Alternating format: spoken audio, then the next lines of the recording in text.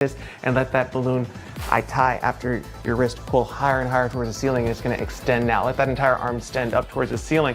Focus on nothingness, but that feeling of lightness now. 3 numbers, you're going to open your eyes, but your arm is stuck, cemented, cast iron in that position. You can't get your arm down. That's just the crazy shit. That's just how it's going to work for the next 2, 3, 4, 5, 6 minutes. Your arm is stuck until I unstuck it. Eyes open. So this again is the hypnotic state. Everyone experiences it in different forms, shapes.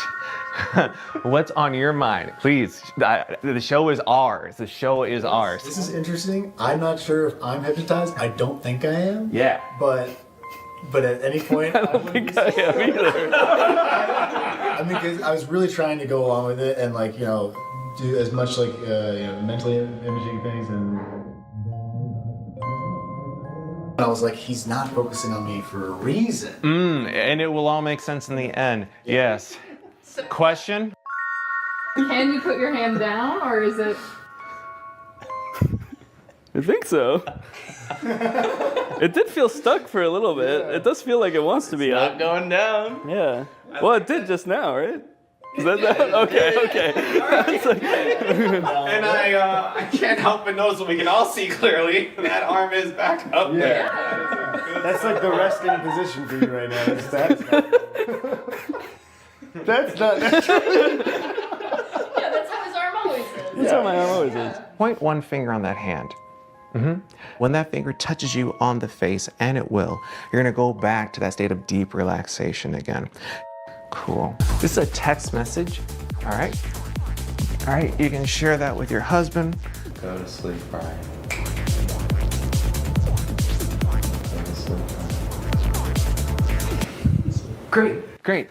Sometimes you get some folks. Okay.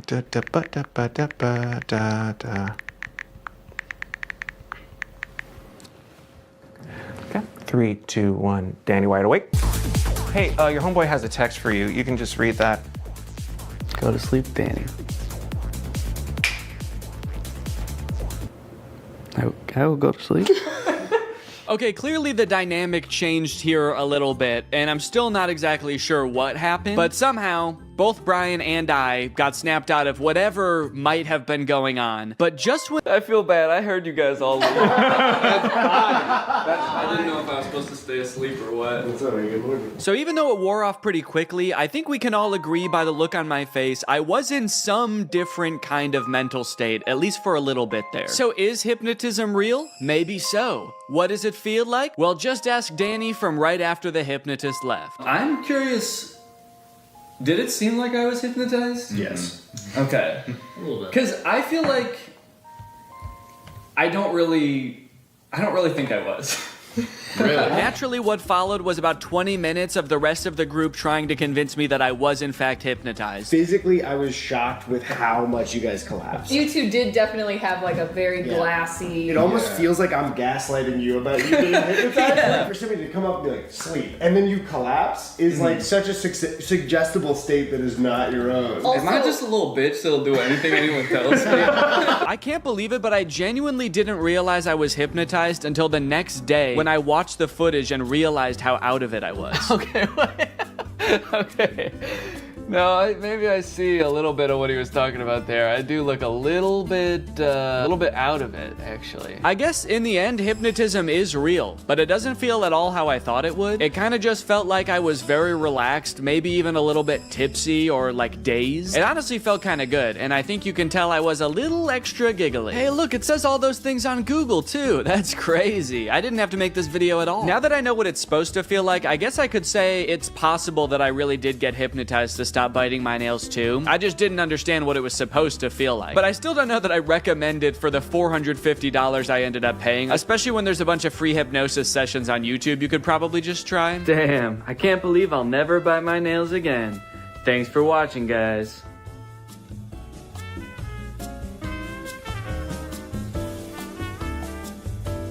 What's up, Greg, and welcome back to another episode of Please Stop Trying to Give Birth at Disneyland. please. Did you guys know about this? I just found out this is a thing. Women are trying to give birth at Disneyland in order to get a free lifetime pass. Don't do that. As I'm sure you guys are aware, because Disney is such a huge company with so many adoring fans and they're, you know, people love going to Disneyland, there are a ton of like urban legends and lore surrounding the Disney parks. You guys may have heard of some of the more outlandish ones, like there's one that like Walt Disney's head is like frozen and buried somewhere at Disneyland or something, or like it's like Buzz Lightyear's head on the Toy Story ride or something like that. But today I wanted to sort of dive into some of the urban legends surrounding the Disney parks. Mostly the strange things that Disney adults do at the Disney parks. Although some of these things are so weird that I hesitate to call these people Disney adults, some of these things are a little extreme. Kind of feel like I should call them something else. These people are like Disney extremists or something, I don't know. The first one, like I said, women flock to Disneyland to give birth and get a lifetime free ticket, which is such a bad idea on its face. Like, please give birth in a hospital, give birth where there are like medical professionals around and not like a chipmunk. And the worst part of it is obviously this perk is an urban myth and does not exist. This is not a real thing. Laboring women have shown up at Disneyland in the hope that their bub will be born there and get a lifetime free ticket. But guess what? That perk is an urban myth and does not exist. Important to note, this article is Australian. That's why they're calling the baby bub. They're talking about a baby there. They're not talking about like a bottle of champagne or something. I'm going to Disneyland and giving birth to that bubbly dude, which is also what I call having a fart. I just gave birth to a bubbly. As a veteran of the pregnancy game, I know for sure that the journey to motherhood, okay, that's a weird way to say I've given birth before, or just that I am a mom. As a veteran to the pregnancy game. So you have kids, right? Me? Yep, yeah, that's right. I've done 3 tours of pregnancy. I've seen shit you cannot imagine. The pain, the screaming. Yeah, I've heard childbirth can be pretty tough. The innocent lives lost. Oh. What? The airstrikes. So many civilian casualties. Are we still talking about giving birth? Yes. Laboring women are racing to Disneyland's gates in hopes that if their baby is born there, they will secure their child a lifetime pass. Okay, so the article goes on to describe that there are people that have given birth at Disneyland before, and people have tried to replicate it and give birth at Disneyland, and they've gotten caught, and it hasn't gone well. I do feel like the article is over-exaggerating, though, saying that laboring women are racing to Disneyland's gates. Like, pregnant women have, like, the baby already coming out and they're shoving it back in, like running into Disneyland. There's just like a crowd of angry mothers-to-be banging on the gates in front of Disneyland. Let us in! We must release our spawn! Like making a break to the Pirates of the Caribbean ride to do a water birth. I just feel like they're exaggerating a little bit. I don't know if I would characterize it quite like that. So you're probably wondering how this rumor started. Like, did Disney ever at one point give a lifetime pass to someone whose baby was born at Disneyland? Well, I will let this TikTok explain that. Today in Disney history, the very first Disneyland baby was born. Rosa Salcedo gave birth to a 6-pound, 10-ounce baby girl on a bench on Main Street, USA, right outside of the Plaza Inn. Can you imagine visiting Disneyland as a family of 2 and coming out as a family of 3? Yeah, I can actually. But not because I'm gonna give birth. I'm gonna kidnap Donald Duck. You're my child now, Donald. The perfect happy family of 3. Husband, wife, and my uncle Donald Duck, who I've been holding at gunpoint for the past 16 years. There have been 4 babies born at Disneyland, and all of them have been girls, but only one has their own Disneyland birth certificate. So that might not have sounded significant, but that's actually how the rumor started. The first baby that was born there, Teresa, got a birth certificate that was just like a Disney birth certificate that says like, this is the first baby to ever be born at Disneyland. And I guess like word got out that this baby got some kind of special certificate, and then people just started assuming like, oh, that's a lifetime pass. That baby got a lifetime pass. And from that moment on, has just been a rumor that if you give birth at Disneyland, your baby gets a lifetime free pass. So honestly, if you're like that big of a Disney fan and you do this, you don't even get a lifetime pass. You still have to pay to go to Disneyland. It's just your baby that gets in for free. And I kind of feel like babies get in for free to Disneyland anyway. Is that true? Children under the age of 3 get in free to all 4 theme parks and 2 water parks at Disney World. There you go. You want your kid to get in free to Disneyland? A better conspiracy would be just pretend they're 3 years old for their entire life. That shit could actually work. The article goes on to talk about a time where someone has tried to sneak in to give birth at Disneyland, and they hid in the bathroom while going into labor until I guess employees had to like assure her that her baby would not be getting a lifetime pass, and then she was like, oh, okay, fine, then I'll just go to the hospital. Once they assured her that she would not be receiving a lifetime passport, she came out and accepted the ambulance ride to Western Medical Center where her baby was born shortly thereafter. I don't know about you guys, this, but it kind of sounds like she failed the test. If you know anything about Disneyland, you know how well the cast members there, all of the employees, all the staff, all the people in costumes are trained to like respond to every circumstance. It sounds like you just entered the giving birth at Disneyland experience, and honestly, you didn't make it to the end where you get the prize. It also says that this discussion board, The Laughing Place, has some hilarious forum chats about this topic. So I guess other people have been like sharing stories about this happening on this forum, but when I clicked on it, it turns out that it doesn't exist anymore, which kind of sucks because I wanted to find out more times that this has happened, but honestly, it is probably for the best. Kind of sounds like they were talking about some pretty sick shit in there. You think you're gonna go to a Disney forum and see people talking about like, my favorite movie's Coco, but instead you see people talking about like, I'm gonna give birth inside of Pluto's house. I'm gonna go to Disneyland and get fucked by Goofy, and then Goofy's gonna be the father of my child, and I'm gonna give birth on It's a Small World. And I'm gonna make Elmer Fudd cut the umbilical cord. Is Elmer Fudd a Disney character? I actually don't think he is. But he's gonna be there anyway. And then me and my freak mutant, half goofy, half human child will both get lifetime passes. Free pass for life for my little freak. Passes or not, being born in Disneyland is a pretty cool claim. Yeah, I mean, I guess so. The way this is written, it kind of makes it sound like, so you might not get a free pass, but I don't know, it's worth a shot. You might want to do it anyway, just for shits. I've actually found a little bit of discussion about this on TikTok as well. Quick question. What's stopping me from giving birth in Disney World? Like in the Magic Kingdom, on a ride, in the Epcot ball? I think this TikTok in particular is a joke, but the comments under this TikTok are actually very interesting. I went into labor at Disney. They were not cool about it. And people like responded asking her to elaborate, and she goes on to detail her experience going into labor at Disney. And from her experience, it kind of sounds like the second anybody starts going into labor at Disney now because of this conspiracy, the entire staff immediately flips and like makes it their top priority to get you out of the park and like to a hospital to give birth. And I guess that sometimes they can be so rushed trying to get you out of the park that it comes off as rude, but obviously they're just like concerned for your health. They also don't want this rumor escalating of like people giving birth getting a free pass. And also it's just like people in sweaty mascot costumes trying to not deliver a baby because that's not their job. So sometimes I guess it comes off as rude. But the funny thing is, from this woman's entire explanation, it sounds like she didn't even know that this urban legend was a thing. So in her head, I guess she just like broke some unspoken rule at Disneyland that she had no idea about and made the entire staff of the happiest place on earth turn on her in an instant, which is so funny to me. Hello there, what can I get for you? Yeah, can I just get a medium root beer, please? Oh, great. Oh, great, another guy here to put his balls in the root beer.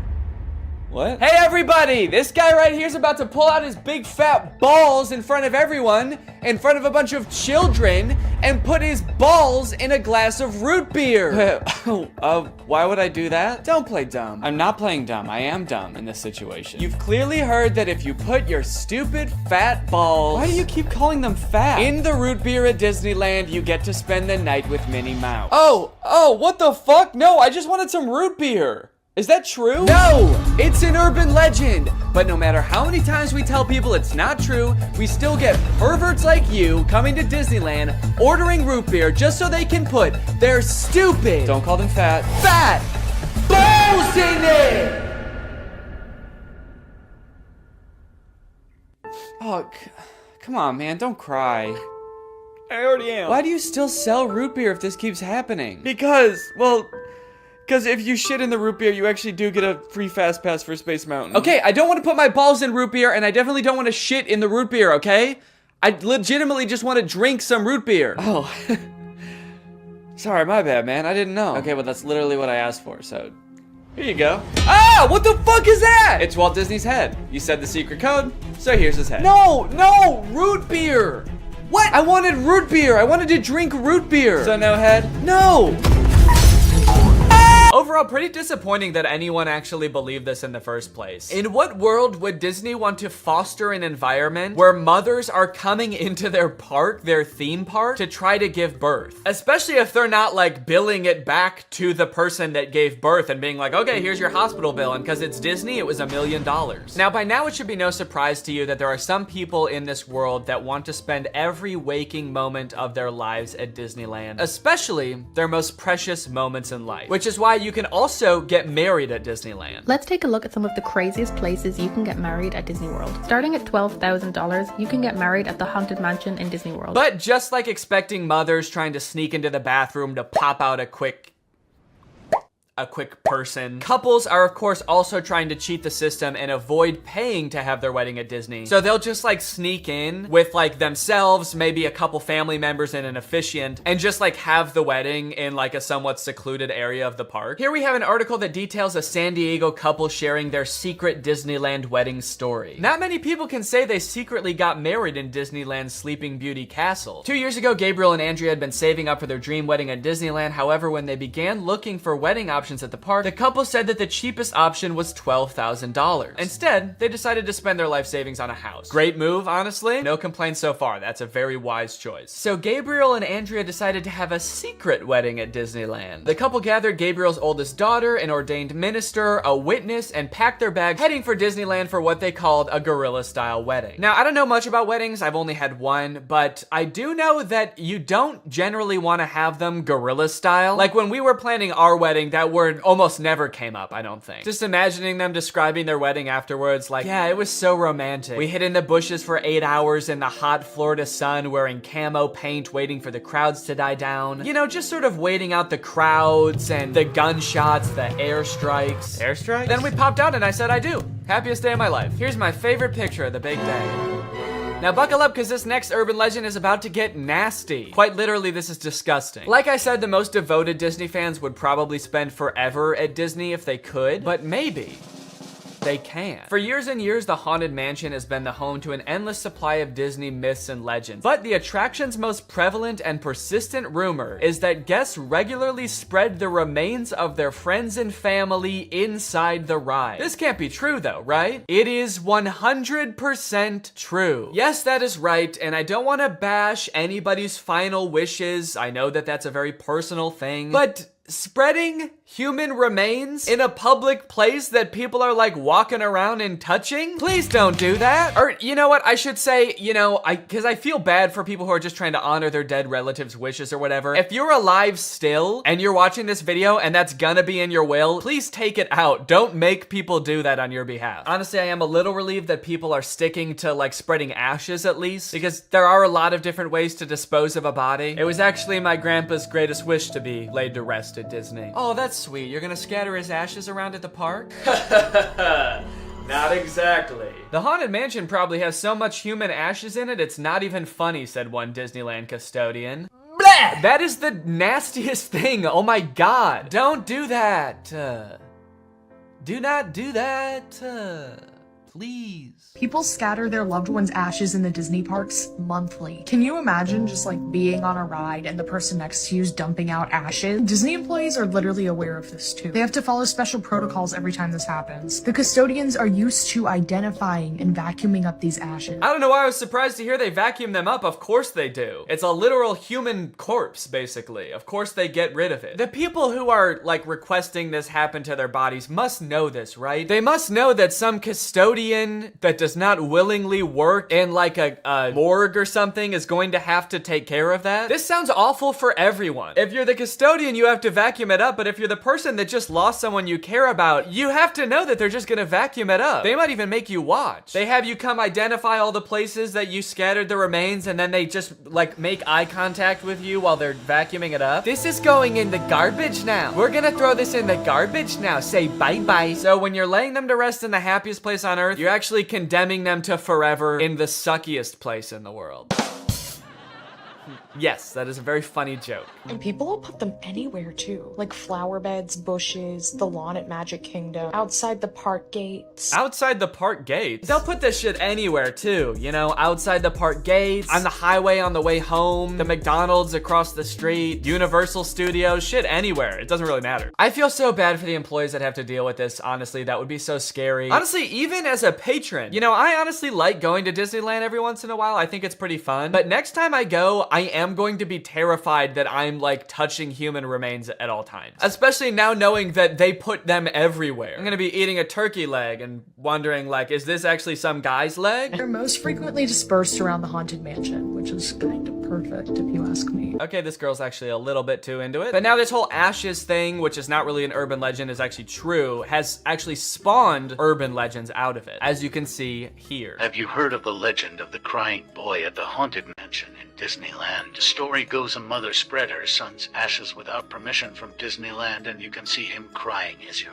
exiting the ride. Spooky. I wonder why he's crying. Maybe because his ashes are in a vacuum. Maybe because he was a little boy and his mom spread his ashes in the scariest ride at Disneyland. The mom was like, yeah, my son used to love this ride. Every time we would get on it, he would be screaming and crying and shaking because he was so happy and excited. So I decided this is the perfect place for him to spend the rest of eternity. In a rundown castle of pure terror. It's what my darling little boy would have wanted. All in all, it seems to me that Disney, this giant corporation that owns like every media property known to man, has their grubby little fingers wrapped around people a little bit too tightly. It's like you already have every movie and TV show. Do you really need people like begging to spend their entire lives at your theme park also? But even still, with people spreading their loved ones' ashes at Disney, people trying to give birth at Disney just to get free tickets, Disney is still trying their best to immerse you in their parks as much as possible to make you never want to leave. Recently, Disney opened up the Galactic Star Cruiser Hotel, which is a Star Wars hotel and experience. I think it's like a 2 or 3 day long experience where you are like in this hotel. There's like a story that you have to follow about shit going on around you. It seems very immersive, and to a pretty big Star Wars fan, honestly, it sounds pretty cool. But it is also $5,000, and instead of windows, your room has a screen that just shows a video of outer space playing. So, you know,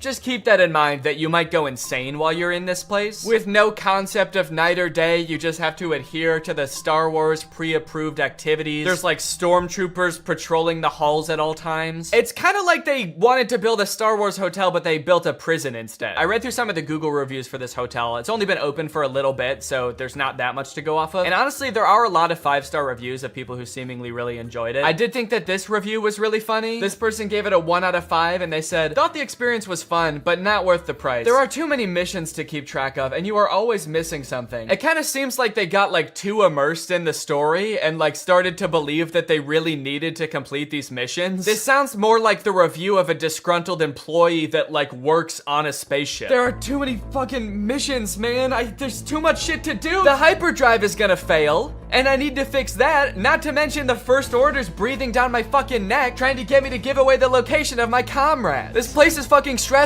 I think my favorite thing I've seen come out of this Star Wars hotel is this apparently now deleted ad for the experience that says, strike unlikely alliances in your very own Star Wars story. Apparently when you come in, you can decide if you want to be like on the good side or the bad side. So this, holy shit, this place is metal, dude. This goes hard. It's crazy to me that you actually can choose to be on the side of like the evil intergalactic fascists, basically. You and your preteen daughter can don First Order uniforms and betray one of your favorite character's trusts, Chewbacca, giving away his location and leading the First Order directly to him, who will take him away to be tortured and then eventually executed. It might be a little too immersive. It might be. We're gonna start hearing people come back and you're gonna be like, how was your trip? You went to the Star Wars hotel, right? And they'll be like, the guilt over my actions will haunt me forever. But I did what I had to do. It was honestly fucking sick. I loved it. And honestly, like, if someone offered to bring me there for free, would I go? Yes, I probably would. Yeah, honestly, I would like to go 100%. I would like to go. And as if living in an intergalactic life is curated by Disney. Oh gosh. I feel like we have so much chemistry together. Me too. This has been great. This date was a lot of fun. I really haven't connected with anyone like this in a long time. Fantastic. How likely would you be to recommend this experience to a friend? What? On a scale from 1 to 10, how would you rate my performance? Performance?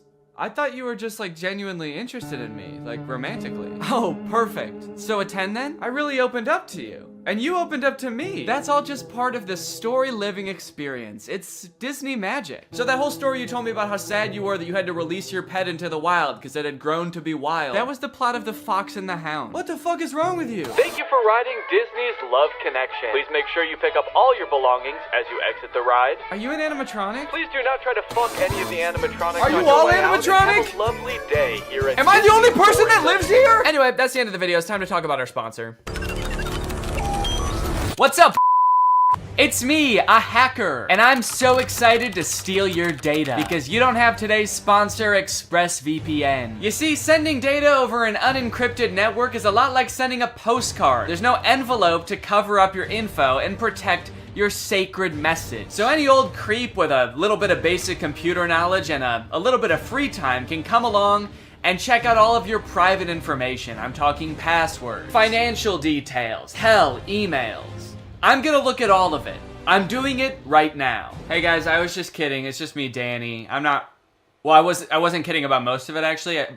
Just the part about me being a hacker, but the rest of it is true. Oh, there's not enough light on my face now. Can I just sort of illuminate my face with this? Luckily, today's sponsor, ExpressVPN, is here to help. Because ExpressVPN encrypts all of your network data with their best-in-class encryption. It would literally take a hacker using a supercomputer billions of years to crack this encryption. ExpressVPN has the fastest speeds out there. They've got 24/7 customer support, and ExpressVPN is extremely easy to use. You can fire it up and get connected with just one click. I've got ExpressVPN on every device that can have it, just to have a little bit of extra peace of mind when I'm out and about, especially on public Wi-Fi. So if you want to find out how you can get 3 months of ExpressVPN for free, then head on over to the link in the description. That's expressvpn.com/Danny Gonzalez. That's expressvpn.com/Danny Gonzalez. Thank you, ExpressVPN, so much for keeping us safe, but also sponsoring this video. Thank you to you guys for checking out ExpressVPN. When you click on the link, it really helps to support my channel, so thank you for that. All right, thank you guys for watching this video. I hope you enjoyed it. If you're new here and you're not subscribed yet, make sure you subscribe and turn on my notifications to join Greg. Greg is what I call my army here on YouTube. We are a ruthless army whose violence and terror knows no bounds. Please subscribe and turn on my notifications to join, and I will see you next time. Bye-bye. To the average person, it might look like I'm about to commit shoplifting as I place item after item into my shopping cart and then leave without checking out, scanning my items, or talking to anyone. But I'm not shoplifting. I'm using technology. You see, this is a new type of store that uses sensors, cameras, and AI to track me through the aisles, adding every item that I pick up to a virtual cart. And the moment I exit the store, it charges my account. It's an incredible new technology created by Amazon called Just Walk Out, and it's in dozens of Amazon Fresh grocery stores, just like this one.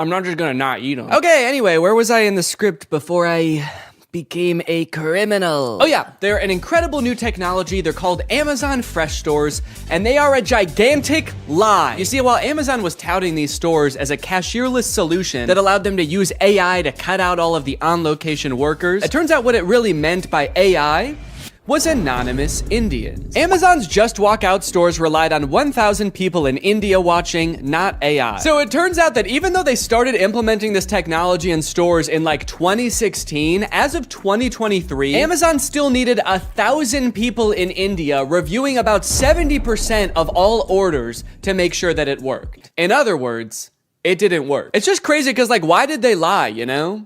They didn't have to implement this technology into stores. I don't think anyone was asking for this. And yet, I feel like this kind of thing has been happening a lot lately. Tech companies have been taking some big swings and some even bigger misses. Like so big that in this baseball metaphor, the pitcher's throwing it right down the middle and the batter is in the stands just bashing some fan's head in. And that's why I've gathered you here today at Greg Tech's 2024 Developers Conference, where I will be testing some of the year's greatest tech flops. Starting with The Humane AI Pin. I did a video on the AI Pin when it was announced months ago as this sort of AI-powered phone replacing device that you wear on your shirt. And look, personally, I'm all for rethinking the form factor of the smartphone to make it less distracting while still maintaining all of the functionality, but unfortunately, the AI Pin did the opposite of both of those things. In the demos on their own product announcement, it was screwing up hard. It was messing up facts. It also seemed super difficult to use. And it seemed like they were being intentionally vague about what the thing even did in the first place. It's a standalone device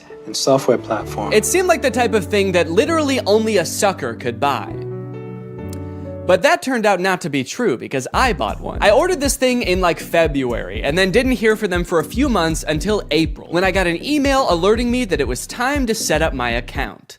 And boy, was I excited. So I'm gonna be honest, I kind of forgot that I bought this. But now my AI pin is ready to be personalized, apparently. Before we can ship you your AI pin, you will need to complete a few quick steps. So I have to set it up before they're even gonna send it to me? Kind of feels like they're calling my bluff. You don't really want this thing. How committed are you to the AI pin? Will you set it up before we even ship it to you? You probably won't configure your Humane subscription, set up your AI pin passcode, and add contacts. And honestly, I don't really want to do those things, but I guess they're not going to send it to me unless I do. It's time to set up your AI pin. There comes a time in every young man's life where he has to set up his AI pin. It's a rite of passage. Oh, that's fun. Woo! Is this it? Am I setting it up? Get a little over here, a little over here. It turns out that in addition to the $700 I spent on this thing, I also had to pay $24 a month to access features like the wireless network, cloud storage, and AI services, which in layman's terms are all of the things that the pin does. Luckily, the first 3 months of this service are free, so I probably will never have to actually pay for it. Set up your passcode. Okay, could you guys not look? I'm about to type in my secure passcode.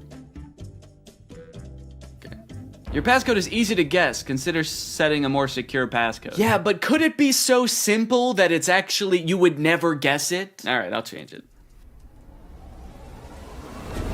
How is that easy to guess? It's my birthday. I guess does it know my birthday? Do you know my birthday? Fun fact, I actually didn't know this before recording this video, but it turns out almost every single combination of 4 numbers is easy to guess. How is that easy to guess? But eventually, I reached into the dark recesses of my mind and came up with a number combination so random, so, quite frankly, disgusting, that no one, not even God, not even me later in this video, will be able to guess it. Okay, well, let me write this down somewhere so that I don't forget it. Already using my phone for something because I don't have the pin yet, so I have to use the phone to remember the passcode to the thing that is gonna replace my phone. Connect your services. Oh, cool, I can connect my Google Photo and Title services, which I have both. And just like that, I was done. I have solved Humane's riddles, and now they have to send me my prize. All right, well, I guess the next time you see me, I'm gonna have the AI pin in my possession. It might even be right here.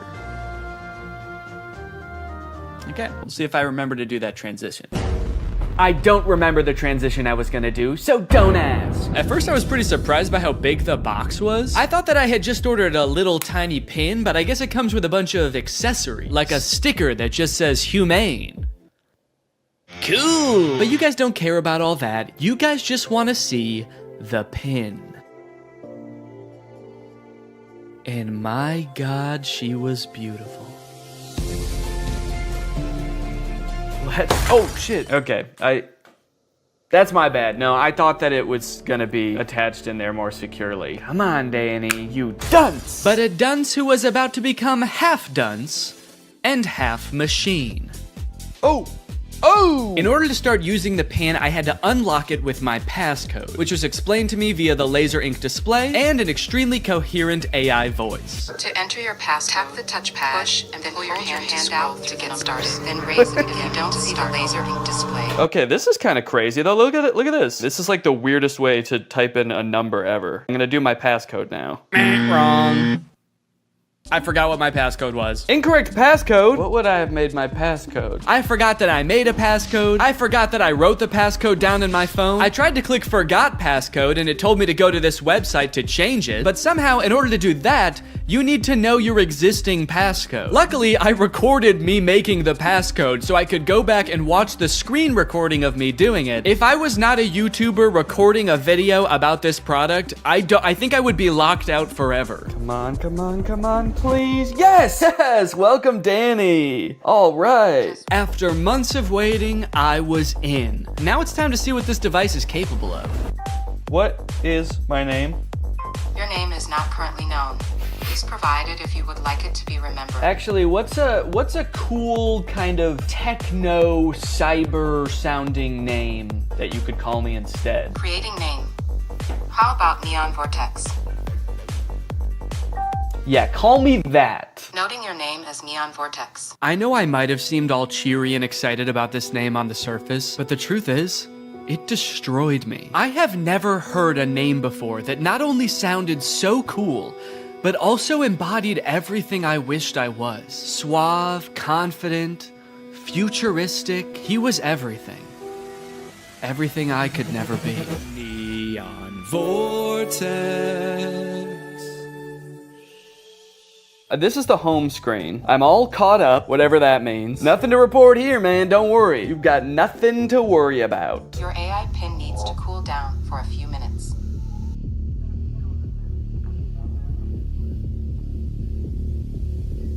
What? Yeah, so apparently it does that. Like a lot. If you use the display for more than 10 minutes, or the pin is in close proximity to a heat source, such as, I don't know, the human body, then it'll shut itself down so it can cool down for a few minutes. But hey, man, that's fine with me, you know, that just gives me more time to think. To think about him. The next day, I decided to put the pin's basic phone functionality to the test. Things like calling, texting, navigation. Since this thing is essentially supposed to replace your phone, it should be pretty convenient to do all this stuff on the pin. It should be. The weird thing is it seems like you can't make any changes to the pin on the pin itself for some reason. So if you want to change any settings or add contacts, which I needed to do to test this as a phone, you have to use Humane's web portal on an inferior device like a computer or a phone. Gross! Not a great start for the pin, but now that I have done that, I should hopefully never ever have to use one of those ancient relics again. It's just one flashing green speck over here. I guess the laser ink display is already kind of messed up. Probably not a good sign for this technology, but you know what? This is a new thing, this whole laser ink display, so I will, whoa. Cowboy Carter, time to strike a match and... What am I playing? Beyonce? And Dolly Parton. Don't know how I started playing that. Guess that's just a feature. If you make just the right gesture, it'll start playing the newest Beyonce song that exists. All right, let's start off by trying a phone call on this thing. I'm gonna try to call my wife Laura to tell her that I miss her. Call my wife. I'm sorry, I couldn't find a contact for my wife. Okay, fair enough. It doesn't know who my wife is, so I'll just tell it. If I tell you who my wife is, will you remember? Your AI pin can remember who your wife is if you provide the information. Excellent. So I told it, my wife's name is Laura. Please remember this. It's very important to me. Updating memory, noting that your wife is Laura. I wish people said that every time you told them something important. Updating memory. Yo, what's up, dude? My name's Paul. Updating memory. Analyzing Paul. Great, so now we're both on the same page. My wife is Laura, and I want to call my wife. So now it will call Laura, right? Call my wife. Multiple matching contacts. Which one do you mean? Laura Fuexlow or Claire? What? Claire? The girl I went to college with. Unfortunately, I did have to go back onto my computer to figure this out. And amongst all the data stored within my portal, like my name being Neon Vortex and the tunes I've been rocking out to lately, was the answer. My wife's name, according to the pin, was Lore. It thinks my wife's name is Lore. No, that's simply not correct. So I went ahead and fixed it in the portal, you know, that's what the portal's there for. So I fixed it, I changed it, and now it's gonna work. Call my wife. There are multiple matching contacts. Which one do you mean? Oh my god. Call Laura Fuchel. I'm sorry. I couldn't find a contact for Laura Fuexlow. How? Okay, so at this point, I don't know what was wrong. It was just like straight up forgetting which contacts it had. It said it couldn't call Laura because it didn't have her contact. Then it said it couldn't call Eddie because it didn't have his contact. Call Eddie Burback. I'm sorry. I couldn't find a contact for Eddie Burback. Why not. And you might think, Danny, maybe there was an error transferring the contacts. Maybe it really doesn't have these contacts. But I know it had Eddie's contact, and do you know how I know? Because it could text Eddie. Can you text Eddie Burback? What do you want the message to say? Okay, all right. I still not sure if this is gonna work, but finally, thank God, it's letting me do something. Hey, Eddie, it's your... Is it... Cowboy Carter? Time to strike a man. No, I'm not trying to play Cowboy Carter. Oh God, now it's playing Metro Boomin. Stop. Anyway, eventually I sent the text to Eddie. It worked. I didn't have any way to know it worked because there's no screen on this device. You can't see what the message you sent said or anything. So I guess you just gotta hope and pray it goes through and accurately transcribes what you said to it, which frankly I am not confident in after the whole lore debacle. Okay. Eddie just texted my actual phone and said, I know you made a video on the pin and I'm positive this is you, but it still feels like a scam, LMAO. I'm too scared to text back to a random number claiming to be my friend. Regardless of scaring my friend, the text went through. This was a huge confident boost. Time to try calling my wife again. Call Laura.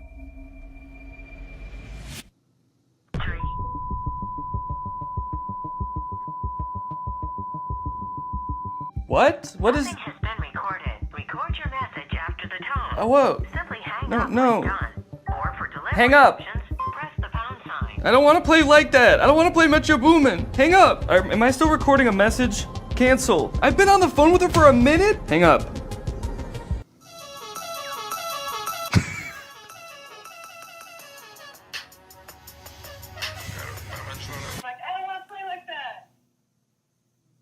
It was some man being like, I don't want to play like that?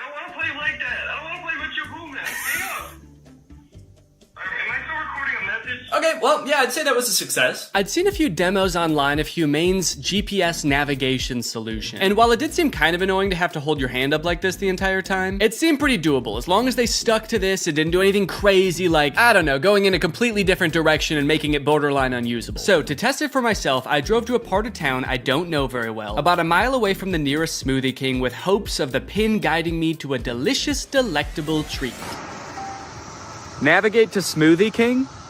Head north on South Columbia Street towards East Gardner Road. Turn right onto East Gardner Road, then left onto South Washington Street. Follow South Washington Street and turn right onto East Chicago Avenue. It just gave me all of the directions at once. I wasn't ready for it. What, am I supposed to have a notebook to write that down? Also, sorry for the noise. If you live in Illinois or one of the surrounding states, you know, it's cicada season. It's the year of the cicada and they're everywhere. Oh. One just landed on my shoe and then got pissed off that I moved. Eventually, I realized if I look at the laser display, it displays the directions, but not like it did in any of the demos. It just gives you a block of text with every single direction written down. If you're in the shade, that is. If you're in the sun, it gives you nothing. Can't see anything. I was very confused by this and thought surely this could not be right. What happened to all those demos? So just to be sure I wasn't missing something, I asked it again, and this time I got an even stranger response. Directions to Smoothie King. For accurate and up-to-date directions, consider using a map service like Google Maps or a GPS navigation. What? Can you give me step-by-step walking instructions to the Smoothie King? For step-by-step walking directions, it's best to use a navigation app like Google Maps for the most accurate and up-to-date route. I thought you had navigation instructions. What? So now not only was it forgetting things that it could do in the demo, it was also forgetting that it just moments earlier had given me step-by-step instructions. This thing was regressing at a rapid rate, and if I ever wanted to get to Smoothie King, I was just gonna have to use the directions on my hand and go. Okay, well, I guess I'm just gonna use those written out directions, which start with head south on this road, Columbia Street, and I actually don't know which way is south, so I guess I just have to use the sun to try to figure that out. So the sun is directly overhead. What does that mean? Okay, while I'm walking aimlessly, I just got a text from Laura. So I'm gonna use a feature that I've seen them use in the demos where you tell it to catch me up on all my notifications. Tell me what I missed. And it's supposed to like summarize all your notifications. Since I just have one, I assume it's just gonna tell me what Laura said. Can you catch me up? Your message to Laura Fuexlow says, can you catch me up? Okay to send? No, I want you to tell me what Laura said. What did she say? Can you tell me what she said? Finding Laura. Finding Laura? Laura asked, Okay, hello, what we thinking about lunch? Oh no, guys. I told Laura that I was having a smoothie for lunch, and now she's saying that she wants a smoothie for lunch too, and I didn't have the heart to tell her that I was just meandering aimlessly down the street with no clear end in sight. And I told her I would get her one, which means I'm on a time crunch now. So that's when I had to kick it into high gear. Walking under the beating sun through a sea of cicada corpses, I trudged, and I trudged. Then I realized I had been walking the wrong way for 10 minutes, so I trudged the other way. And after about 35 minutes, I finally made it. I got my smoothies. Let's go. Let's go. Take a picture of my smoothies.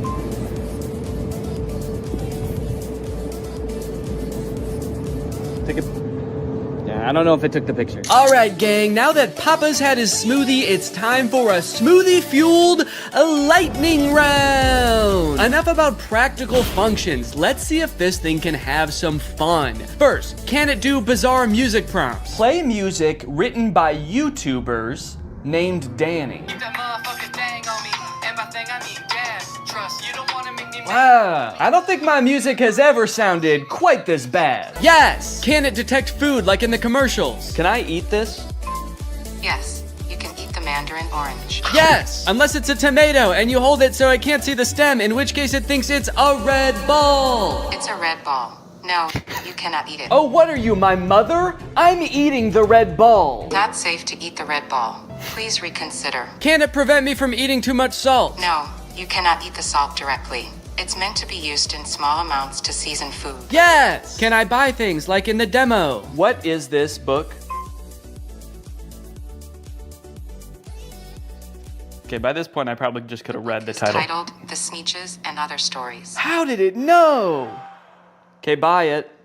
Purchasing is not supported. No! But most importantly, can this AI be sweet to my dog? You can be sweet to the dog by petting it gently, giving it treats, speaking to it in a calm and soothing voice. I'm happy to report that yes. Yes, it can. It's a good boy. And here's a treat. Good boy. You know what? Now this isn't so bad. This is just petting a dog. This has nothing to do with the AI pin. Does anyone want to buy this from me? It's, really good. Over the past few months, Mark Zuckerberg has been hopping on the AI bandwagon hard, adding AI features to all of Meta's apps, most notably perhaps in Instagram, where you can't even go to the search bar without Meta's AI trying to suggest searches to you. Sorry, do you think that I came to the search bar because I knew I wanted to search, but I didn't know what for?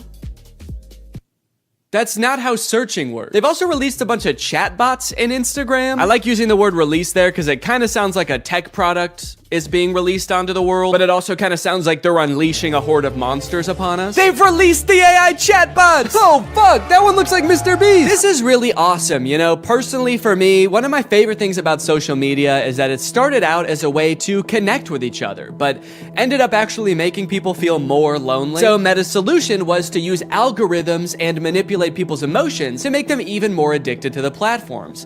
But then that didn't work either! So now their much better solution is to replace what little human interaction we already got on these platforms with chatbots that look like Mr. Beast for some reason. And I think this is really gonna fix this whole system right up. So I'm very excited to get into these Meta chatbots, but first, I have a very special announcement because this video does have a sponsor, and it is the Pokemon Company International. Guys, this summer in Pokemon Unite is gonna be incredible. You got Ho-Oh sweeping in, and you can snag it for 0 cost. You also have a very cool looking Dark Lord style Charizard Hollowware, which is so cool, and I wish somebody would call me Dark Lord style just once in my life. This summer, you could catch me roaming around the gamer world. My trainer's name is Danky Gonky. Go ahead, hit me up, add me to your squad, let's go and do some battles together. There's a challenge called the Divine Forest Challenge that lets you trade for a Ho-Oh's license, and guys, let me just tell you, Ho-Oh's no joke. Bringing back defeated allies with its Unite move, Rekindling Flame. You got other sick moves like Sky Attack, fire spin. You're gonna be unstoppable with this thing. This game is just busting at the seams with gifts, daily free prize machine ball throws that promise a hollowware treasure. So if you want to hop into the game, click the link in the description, get into the Pokemon world, and make this a summer to remember. Again, click the link in the description to get Unite today. It's totally free to start on iOS, Android, and Nintendo Switch. And now let's talk chatbots. I'm still actually not sure what the point of adding these chatbots into Instagram is, so I asked it, what can you do? To which it responded that it can help in a variety of ways, from helping to plan a vacation to creating art, which is actually kind of a crazy coincidence, because those are the exact two things that I would literally never want an AI to do for me. It went on to say that its strengths are answering questions, generating text and images, and just chatting. But at this point, all I could think about was the fact that it told me it could plan a vacation. I thought there was no way it could actually do that.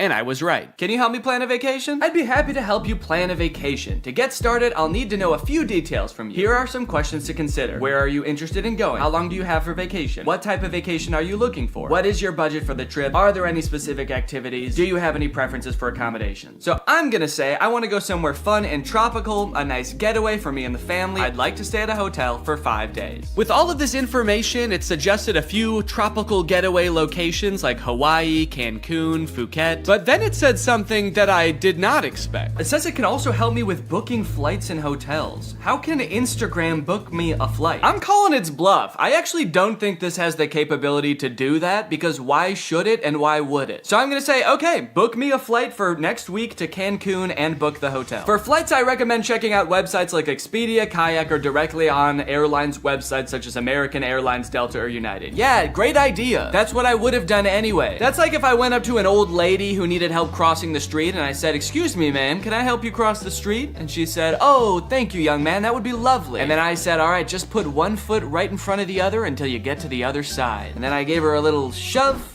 and I went on my way. Oh, good. It also listed hotel recommendations and then said you can book hotels through websites like link unavailable, or directly to the hotel's website. Thanks. Let me know if you'd like more recommendations or help with booking. Nah, man, I'm good. Okay, so maybe it lied about like the very first thing it said it could do. That could mean that this is a very poorly built tool that doesn't know nothing about crap. But on the other hand, it could mean that this is a very well-built tool that is evil and designed to lie. So I gave it another chance and asked it to entertain me with a game. Let's play a game of treasure hunt adventure. I'll be the game master and describe a scenario, and you decide what actions to take. Okay, pretty cool. This is like one of those old school text-based adventure games. It gave me this long introduction about how I've heard rumors there's a treasure hidden in the jungle, guarded by an ancient temple. It's really trying to set up this mystical world for you to explore. And then it gives me some multiple choice options. I am curious if I can pick options that aren't one of these options. I'm just gonna say,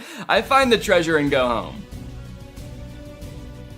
It's really thinking about this one. It's like, what is it? No, you can't do that. Congratulations, you've reached the treasure! Dang, dude, this game was easy. Would you like to play again or try a different game? No thanks, that was too easy. But it's not just the meta AI. That's not the only AI on Instagram you can talk to. Because a few months ago, Instagram licensed the likeness of a bunch of celebrities like Mr. Beast, Paris Hilton, Tom Brady, so they could make these AI influencers that just have the same face as these celebrities. So here's the Instagram profile for Comedy Zach. He looks exactly like Mr. Beast, but his name is Zach, and he's an AI managed by Meta. He says, "Message me to get roasted." Then you've got Brew, who is Tom Brady, but instead of a football player, he's a sports-obsessed trash talker. Step into the Brew zone and prepare to have your sports takes flame roasted. Wait, why do both of them roast you? Why are both of them mean? This AI gives fans a chance to What's up, Greg? If you've seen my video about the Disney Channel original movie Zombies, then you know I have some deeply troubling feelings about that movie. It's a very poorly made, weird, cobbled together metaphor for racism, and on top of that, a lot of the lore surrounding the zombies doesn't make any sense. So I ended up walking away from that movie feeling like I had so many unanswered questions, which is why when I found out there are 2 more movies in this franchise, I was honestly thrilled. I could actually get some answers to my questions. They'll dive into the lore a little bit deeper. Then I watched the movie, and realized that was a very dumb assumption to make. This movie does not answer any of the questions that you might have had about the first movie. In fact, it introduces a whole bunch of new lore that like is even more confusing and also kind of contradicts with the lore from the first movie. Now, all of that might lead you to believe that this movie is gonna be really bad, like even worse than the first movie. But honestly, this movie is not that bad. Also, it has 100% on Rotten Tomatoes, so technically speaking, this is a perfect film. So strap in and get ready, because I don't know if you've ever seen a technically perfect film before, but this is what one looks like. The movie starts off right away, changing the lore that we all know. Welcome back to Seabrook, where belonging is everything. It wasn't always this way. There was a time when we had to protect ourselves. Right, we all remember that. In the first movie, you explained how the power plant blew up, zombies invaded the whole town and started killing and eating people. How could we forget? Legend has it that when the first settlers came to Seabrook, they found wild beasts with sharp claws lurking in the forest. Wait, so these beasts are different beasts? These are a different sect of beasts? Which sparked an epic battle. There was a war? Seabrook settlers bravely fought off the monstrous attack and discovered a powerful energy source. And that mysterious power source basically powered the entire town until that one fateful day when it blew up and created beasts. Different beasts. These are different beasts than the beasts we just saw. This is a very beast-heavy town. The beasts were a distant memory. Seabrook forgot monsters could be real. So, hold on. You guys didn't think to mention this during the first movie? How could you tell us a history of Seabrook and neglect to mention the battle with mythical creatures that transpired? What else are you hiding from us? And what about this mysterious power source that runs the entire city? Don't you think during the 200 years since this happened, someone should have like looked into this, made it a non-mysterious power source? They were like, we'll call this beautiful land Seabrook. We'll build a school to teach our young, a hospital to treat our ill, and a power plant that might blow up. We do not know. Because of the events of the last movie, now all the zombies are allowed to commingle with the humans. It seems like things are really on the up and up. It's hard to believe there was a time when people were afraid of zombies. Crazy thing to say for someone who has for sure eaten his neighbors. Also, we saw what you did to people in the last movie, dude. It's not hard to believe at all. I'm still scared of you. Then we check in on Addison, who you may remember from the first movie by her platinum blonde hair that for some reason in this universe makes her some kind of sick, disgusting freak. That's Cheer Captain Bucky, my cousin. My cousin. It's here at Cheer Camp we learned two things. First, that story about the werewolves is kind of a legend, and no one's really sure if it's true or not. You've all heard the stories of bloodthirsty monsters who roam these woods, feasting on innocent cheerleaders. And two, the younger cheerleaders and the older cheerleaders are not getting along. This week, the veterans and the newbies will compete for the Cheer Camp Cup. I feel like one of those things is gonna have a bigger impact on the plot. Watch and learn, Snowball. Ah, yes, my hair. Still white, still well-conditioned, and still drawing fire from the AC. Okay, thank God she addressed it, dude. I know we were all thinking, what the fuck is wrong with her? You should shave your head, you look insane. We then get a song about how well everybody's getting along now. The cheerleaders are having fun at cheer camp, zombies are entering all facets of normal human life. Zed's dad has even been hired as the project manager to demolish the old power plant, which I'm sure will have little to no consequence in this story. The message of the song is undermined a little bit when the cheer captain Bucky my cousin launches an underclassman into the air with a high-powered water bazooka called the Buckzooka. Just a little bit of playful hazing, I guess, for the underclassmen. Oh, you want to be a cheerleader? How about some internal bleeding? That's hazing, baby. Nobody joins an organization that I've already joined and gets away with it. And while I do wish someone would rush this poor girl to the hospital, I do have to admit, the song does slap. The music in the first movie sucked in my opinion, but the production quality of not just the music, honestly, but the whole movie is way better in this one. Probably as a result of the success of the first movie. The first one was very popular. So they were like, look, this next movie, you know, it's not gonna make any sense, but it's gonna look fantastic. The lighting on that girl as she flies through the air with 12 broken ribs is gonna be so good. I wish that I could call. I hope you get my letter. Addison is hoping that Zed will write to her while she's at cheer camp. They have a bit of a love connection going on, as you'll remember from the first movie, but Addison never will get those letters because the older cheerleaders are shredding them and turning them into pom-poms for the underclassmen to use. Addison, I hate to say it, I don't think these cheerleaders are teaming up to make progress with you. I think they're conspiring to ruin your life. On the way home from cheer camp, love is in the air. Cheerleaders are asking each other to prawn. Yes! I got invited to prawn! Which is Seabrook's version of prom. Their mascot is like a shrimp or something, so I guess that's why it's called that. And for the first time this year, zombies are allowed to go to prawn. Bree is actually hoping that Bonzo will ask her to prawn. Getting invited to prawn sounds great, but Bonzo won't even look at me. Meanwhile, Bonzo was locked in on her, carving her face into a threatening-looking apple. And Addison gets a surprise of her very own because Zed has devised a very intricate way of asking her to be his date. Addison, will you?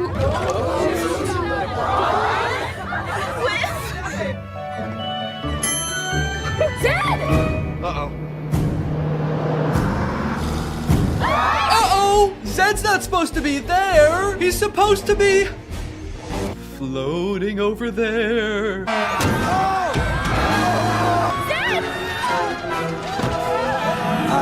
Addison, help! I'm gonna fucking die! Addison! The bus crashes into a gated forest called the Forbidden Forest. And Addison goes running off to find Zed, but what she ends up finding are werewolves.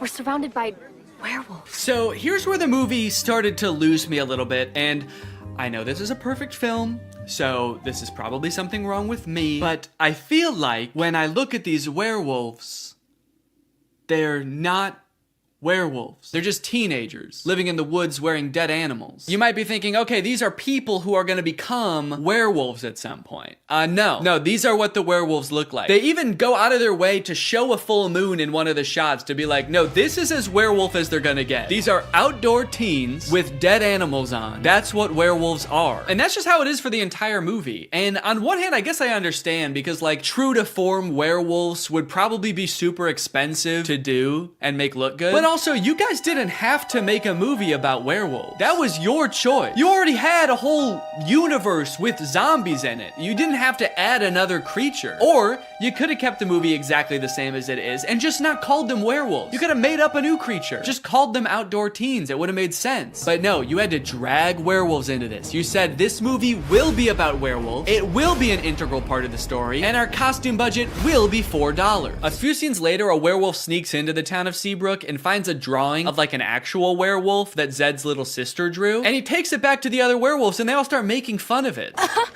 Looks nothing like us, Wyatt. It's like they're trying to gaslight us. Werewolves don't look like this. Werewolves never looked like this. You'd have to be some kind of dumb, uneducated zombie child to think that us wolf people bear any resemblance to those half wolf, half people. After word gets out that Addison had this encounter with the outdoor teens, the whole town is a mess. Dad, everything is fine. It's not fine. There are werewolves circling us right now, waiting to attack. They jump to the conclusion that the werewolves want to attack them so bad. Addison leaves the interaction totally unscathed. They didn't do anything to her, but the whole town, even the zombies, are like, ooh, the werewolves want to kill us so bad. We better kill them first. And eat them. Typical zombies. So the leaders of the town decide to reinstate all emergency monster laws. All anti-monster laws are reinstated. This sets up one of the big conflicts in the movie because, as you know, Addison wants to go to prawn with Zed, but one of these anti-monster laws is that zombies aren't allowed to go to prawn anymore. Zombies can't go to prawn.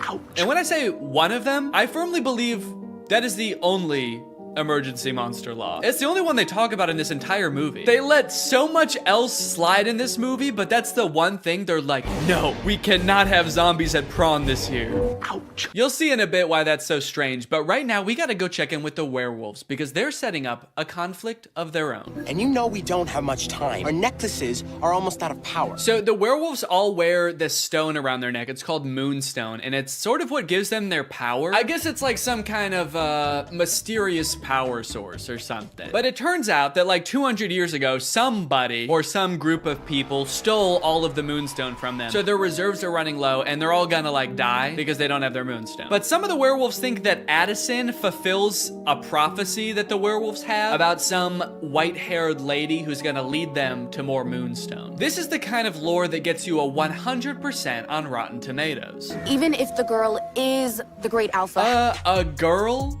The great alpha? I'll believe it when I see it. Even if the girl is the great alpha, how do we find her? I found this in the woods. It's hers. We'll track her down with our keen sense of smell. It says Seabrook High on it, so I thought we might just look there. Kind of seems like they will use any excuse not to show the werewolves do anything werewolfy in this movie. All right, we've got to find this girl. How would werewolves accomplish such a task? We could use our wolf noses. What? No, what is wrong with you? No! We could ask around? Yes! Also, for those of you wondering, yes, that is baby Ariel from Musical.ly. She used to be like the most followed person on Musical.ly. I always wondered what happened to her. Guess she lives in the woods now. We find the girl, and if she's the great alpha, she'll tell us where the moonstone is hidden. We go in the morning. We go tonight. That's right. They're not gonna wait around. They have to go tonight. So they march out of the Forbidden Forest, down the streets, and into Seabrook High, singing about how they own the night. Then they open up a vent and crawl into it, and they wait until morning. So kind of seems like they didn't really need to go at night, did they? They all file into the vent so dejectedly. They're like, maybe we should have researched what this place is. I guess we don't know what a school is. They're not here at night. Imagine they accidentally went on like the last day of school before summer. A janitor finally comes in after 80 long days and finds 20 dead werewolves in a vent. That day at school, Bucky and Zed both decide to run for class president. Zed because he wants to reallow monsters to go to prawn, and Bucky, I don't know, he probably wants to like divert more of the school's funding towards an unmanned drone for the cheerleading team. But then, suddenly, I will make Seabrook a place that embraces zombies and werewolves. What? Where? Oh, there? What a lucky guess. How can you tell? People peering in through glass doors? Yep. Those teens live outdoors. Man, Willa, we can't go to war with the whole town. We'll never find the moonstone if they're on high alert. Yeah, dog, I think that ship has sailed. You guys just charged them growling and gnashing your teeth. I think they're on high alert. Hey, all that stuff we did back there, that was we were just messing around. We're just a bunch of friendly teens. Don't look at her. Do not look at her. Sorry.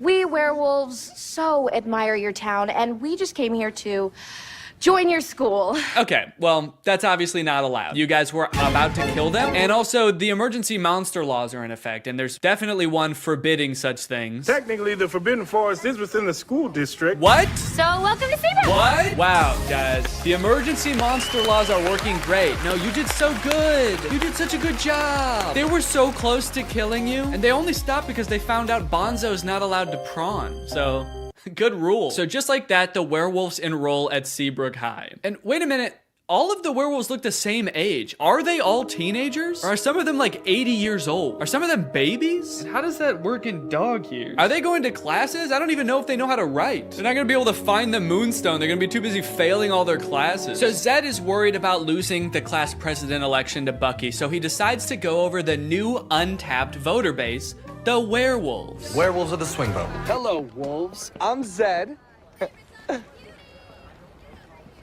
Do it like the zombies do. Yeah, for some reason I feel like the werewolves aren't gonna care who becomes the class president. They don't know what a president is. They don't know what school is. They live in the woods and they wear moonstone, dude. You have no fucking clue. Come on, we've got moves to bust. Throughout this whole movie, Addison has her own thing going on too, where she just feels like she doesn't belong anywhere. That's right, despite being a bleach blonde cheerleader at a Disney Channel high school who was literally elected captain of the cheerleading team in this movie, she just doesn't fit in. I don't feel like I belong anywhere, where. Which makes her that much more susceptible when the werewolves come a-knocking. The werewolves are starting to get desperate, and given that they think that Addison is the great alpha, which again, she could not be, they bring her back to their cave and ask her for help. I believe you're the great alpha. I believe you're a werewolf. That's it. That's why she doesn't fit in. That's why she has ugly hair. It's because she's a different species. It finally makes sense. So they do a little dance, they do a little wardrobe change, and now she's a werewolf. Damn, that was a fast costume change. Did she know they were gonna rip her clothes off down there? This seems terrifying if she didn't. The rest of the gang gets worried when they realize Addison is gone with the zombies, so Zed shows up and he just fucking kills one of them. Holy shit, dude. And we never see that guy again. I think he's dead. The explosion came from Seabrook Power. Seabrook Power is the birthplace of zombies. A little lime soda mixed with some mysterious energy, and bam! Zombies. Nice story, but it doesn't concern us. Nice story about you and your unknown electricity fuel, but we've got our own problem. We're looking for a mysterious power source. But it does concern you, Willa. That could be your moonstone, right? Oh shit, she's right. So for the rest of the movie, Addison is like pretending to be a werewolf. She shows up to school the next day and she's like, I'm a werewolf. I've always been a werewolf and I've always known I was a werewolf. Addison, if you ever expect to be cheer captain... Well, maybe I don't. Maybe I'm not meant to be cheer captain. Maybe I'm meant to be eating gerbils. What do werewolves do? I actually don't know what they do. I know I am one, I just don't know what we do. Then we get the presidential debate between Zed and Bucky, and this is how all presidential debates should go. I'm a real human. There's no danger in that. They're real monsters. Man. What if they turn back? There should be singing, there should be choreography. One of the sides should be claiming that the other is a dangerous beast. And President Biden, how would you respond to that claim? He wants to eat me! He's trying to fucking eat me! The demolition of the power plant is imminent, so the werewolves rush there to stop the mayor from destroying all their moonstone. Via song? It does not go very well. Arrest them! Oh my god, dude, he said arrest them, not gas them. Colloidal silver. That'll tame those beasts. You know, for a government that just found out werewolves exist, they sure seem to have the exact chemical compound that would hurt them most. Colloidal silver shuts down their nervous system instantly. Just a hunch. Then Addison and the cheerleaders show up, and then Zed and the zombies show up, and now they're all singing, trying to convince the mayor to shut this thing down. Okay, at this point in the song, they're just having fun with it, man. They're just splashing around. I don't even think they're trying to convince the mayor anymore. He's not even in that part of the power plant. He's just standing alone in the main entrance now. You can hear music just vaguely echoing through the plant. Okay, I get it. I think I figured it out like 20 minutes ago, guys. Okay, so I've got good news and I've got bad news. The good news is they decide not to blow up the power plant. Stop the detonation. The bad news is the demolition guy accidentally does it anyway. Shut it off. I can't. And also, Addison finds out she's actually not a werewolf.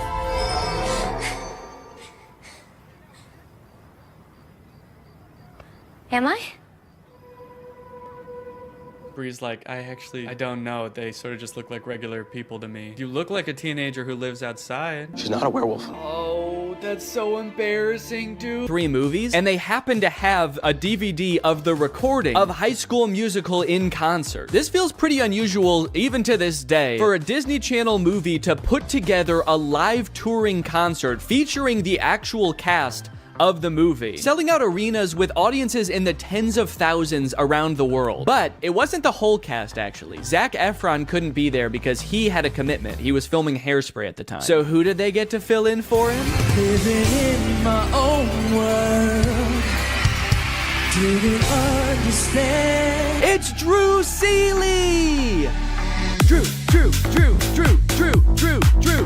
Seeley! I'm sure they advertised the fact that Zach wasn't going to be there and Drew would be in his place, but I have to imagine every concert, there were like 1 or 2 kids that were like, what the fuck?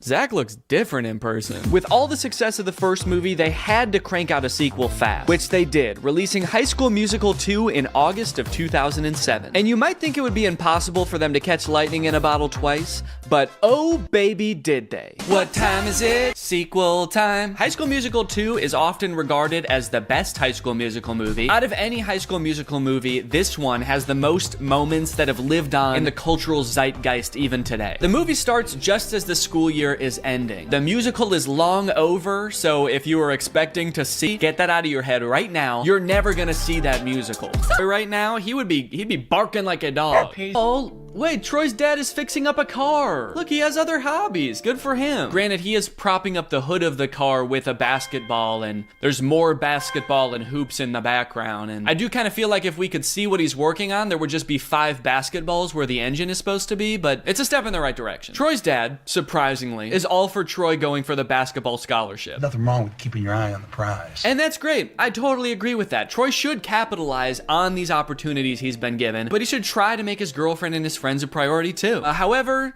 that is not what Troy does. Hey, I almost forgot. Get back in the kitchen, you broke motherfucker, and get your money on. Cool high school jock, always doing cool spin dance moves. It's a gift from the guy. I love sports. It's a gift from the guy. Look how much taller the actual breaks in the middle of practice. Dancing. This song is great, but tell me why at the end of the song, Ryan and Chad are wearing each other's clothes. Because they don't ever address that. It's such a confusing part of the movie. Why did they change clothes? When did they get naked? So I was confused about this, so I actually went looking and I found an article where the 2 actors explained what happened. The outfit swap was actually suggested by director Kenny Ortega. Quote, he had the on-the-fly idea for one, I don't know, I kind of feel like they lost a little bit of inspiration at the end here. Kind of feels like they forgot what moral they were working towards for the end of this one, and they were like, and we're all together in this one also. And the movie ends with Gabriella wooing several times while looking over at Troy for approval. And that's the end of the movie. And now I'm very excited to watch the 3rd movie. But before I do, there's something I need to address. I feel like there's something deeply wrong in these movies. And I feel like I'm finally starting to get a handle on it. These movies, like, they don't really feel like musicals. And it took me a while to figure out why. So to explain it to you, we're gonna have to go back to medieval Europe. In a French town overcome by an urge to dance, they did so for weeks on end. This dancing plague, as it was later coined, lasted for months and only ended when participants were either so exhausted that they collapsed or so exhausted that they were dead. Authorities tried to stop the dancing, even hiring musicians to play vigorously to try to help them get all the dancing out of their system. This, of course, made things much worse. This event has baffled scientists and historians for years, but many believe it could be the result of a particular type of food poisoning. Yeah, crops like rye can end up growing a type of fungus that basically makes you crazy. Could it be? Of how they're feeling. But a closer look reveals something shocking. Like at the karaoke party. Now, you might think that a moment like Get Your Head in the Game is totally different. You know, that song doesn't really exist within this universe. But what is Troy's ringtone in the 2nd movie?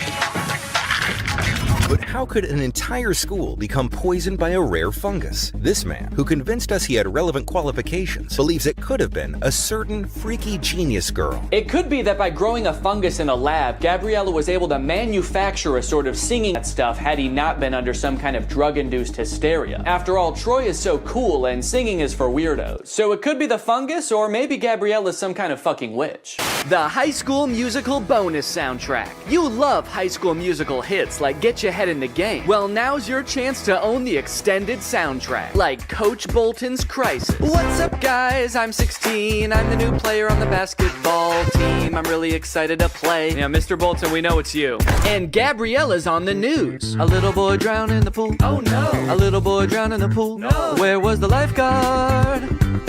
Having a picnic. And a preview of the finale song from High School. Wildcats with their backs against the wall. It's the championship game. They're behind, and there's only 16 minutes left. Whoa, Mr. Bolton rocking a middle part.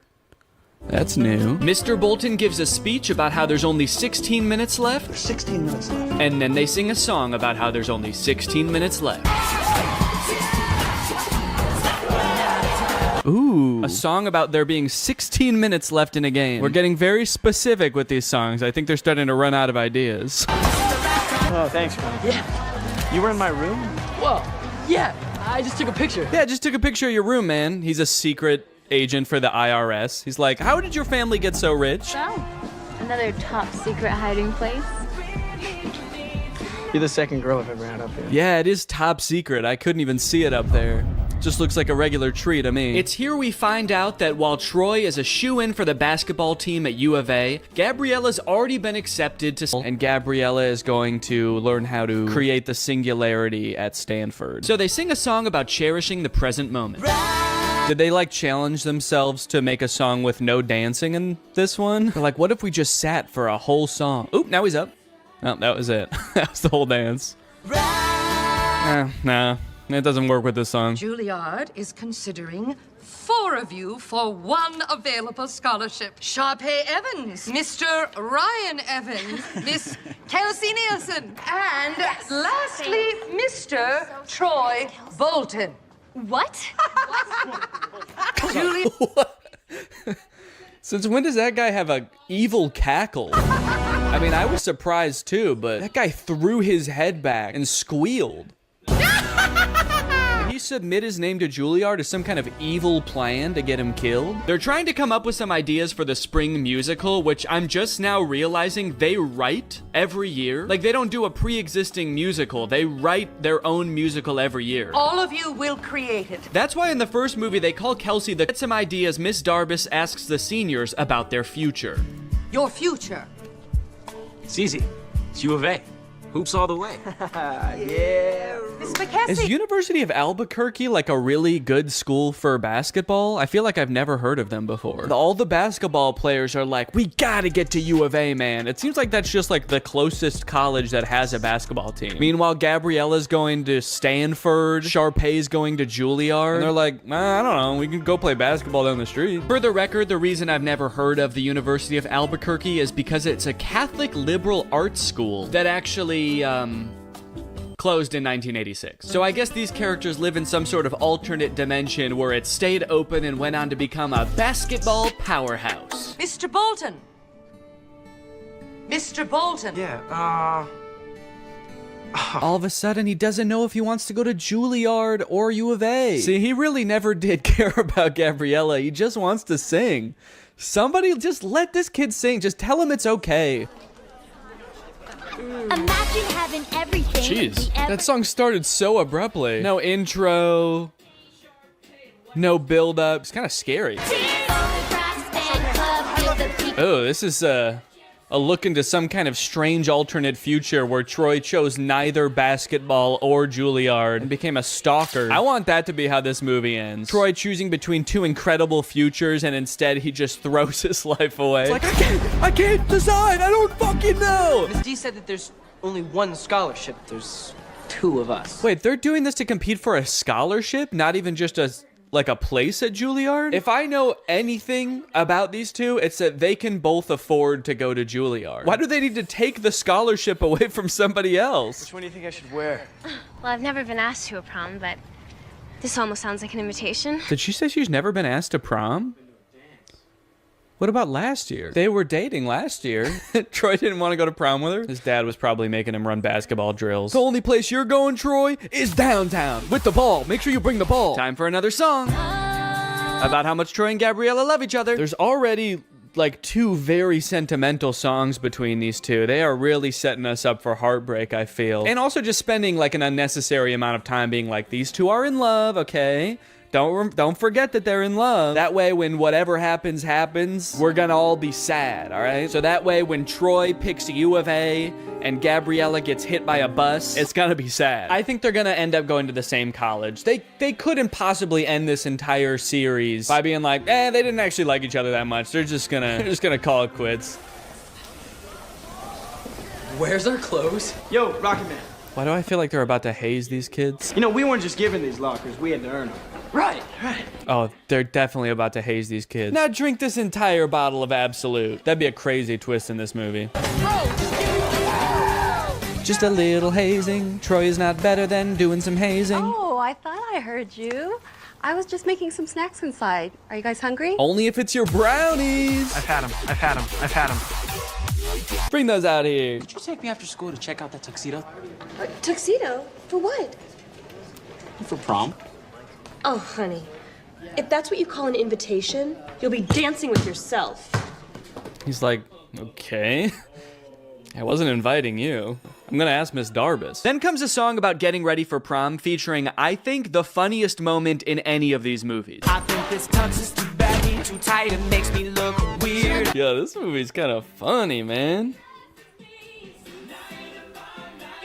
Makes me look weird. Do I want classic or vintage or plaid? I like that they're like, should I wear plaid or ruffles or a really old suit? And it's like, no, you should wear, just go to Men's Warehouse and ask for a prom tuxedo. Should I wear the ugliest thing that you've ever seen? No, just go. Just tell them you're going to prom and they'll just give you the most generic tux you've ever seen. Can't wait to remember. This reminds me of when I was a senior in high school and I was getting ready to go for prom, and I sang this song called It's Gonna Be the Night to Remember, and me and all my boys got dressed up in weird suits and they had bags. And yes, they left together. In fact, it kind of feels like, have you ever seen people who have edited The Big Bang Theory so that it doesn't have the laugh track to show how like bad all of the jokes are? Who are you? Oh, I'm Denise, the new assistant manager. That's kind of what this movie feels like. Why are your eyes all watery? Because I'm high. That's way better. Bazunga. It's so fitting that this movie feels like a bad YouTube video from 5 years ago, because I'm pretty sure they filmed this at Rice Gum's old house. Did something happen in that house? Is there like a curse? 100 years ago, one of Hollywood's earliest YouTubers died in that house, and now all the content that's created there is cursed to be mad disappointing. Okay, so now they got to investigate what's happened to Apple. London's phone is broken, so he can't contact her, so the only thing he can do is go looking for her. So he goes to the last place she was seen and talks to Pete Davidson. Did you see Apple? Yeah, she was just here like 2 minutes ago. Did she say where she was going? You know what? She did. She actually... No, are you fucking crazy? You guys never talk to me. I mean, the only reason you know my name is because it's on my name tag. Right there. B-E-R-R-Y. Barry. Pete Davidson feels like he's not really invested in this movie at all. He breaks the fourth wall a little bit too much in this movie. He reads his name tag like he's making fun of the fact that it doesn't say Pete Davidson. He's like, Barry?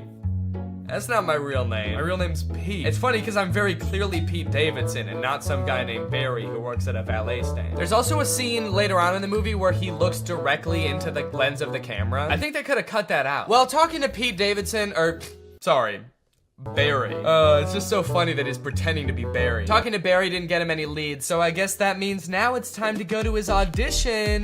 Sorry, he breaks into Apple's house to find clues? Find clues, please. Find clues of what? What might she have left lying around that would indicate whether she made a typo this morning or not? They find a bag of her fingers? She was missing her fingers this morning. That's why she fucked up the tags. Oh. We should probably call the police, right? I'm not breaking into my girlfriend's house.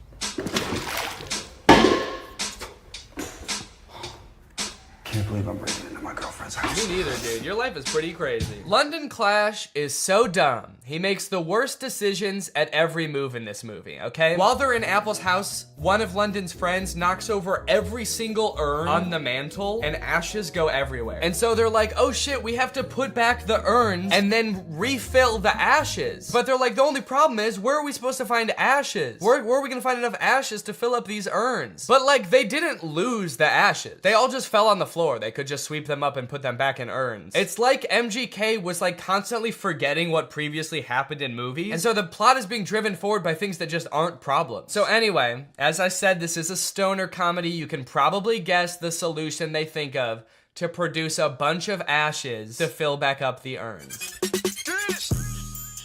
I'm stoner. Yep. They're gonna smoke a bunch of weed. Ah, bunch of weed. This movie's crazy. They're gonna smoke a bunch of weed.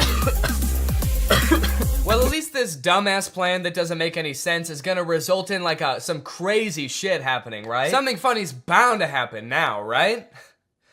Wrong. They just spend like 10 minutes having a boring ass smoke session on the couch, and then one of them tries to talk to a lobster. They really sat around writing this movie and were like, what's the craziest thing that could happen while we're high? And then settled on talking to a lobster. You know, since weed is legalized in a lot of places like California, where they filmed this, I feel like stoner comedies aren't nearly as like interesting or edgy as they used to be. You know, smoking used to be kind of like a fringe culture. It doesn't really feel like this is like, it's like that crazy or funny anymore. This is a scene of 4 adults sitting around a living room and obeying the law. Why did you spell it like that?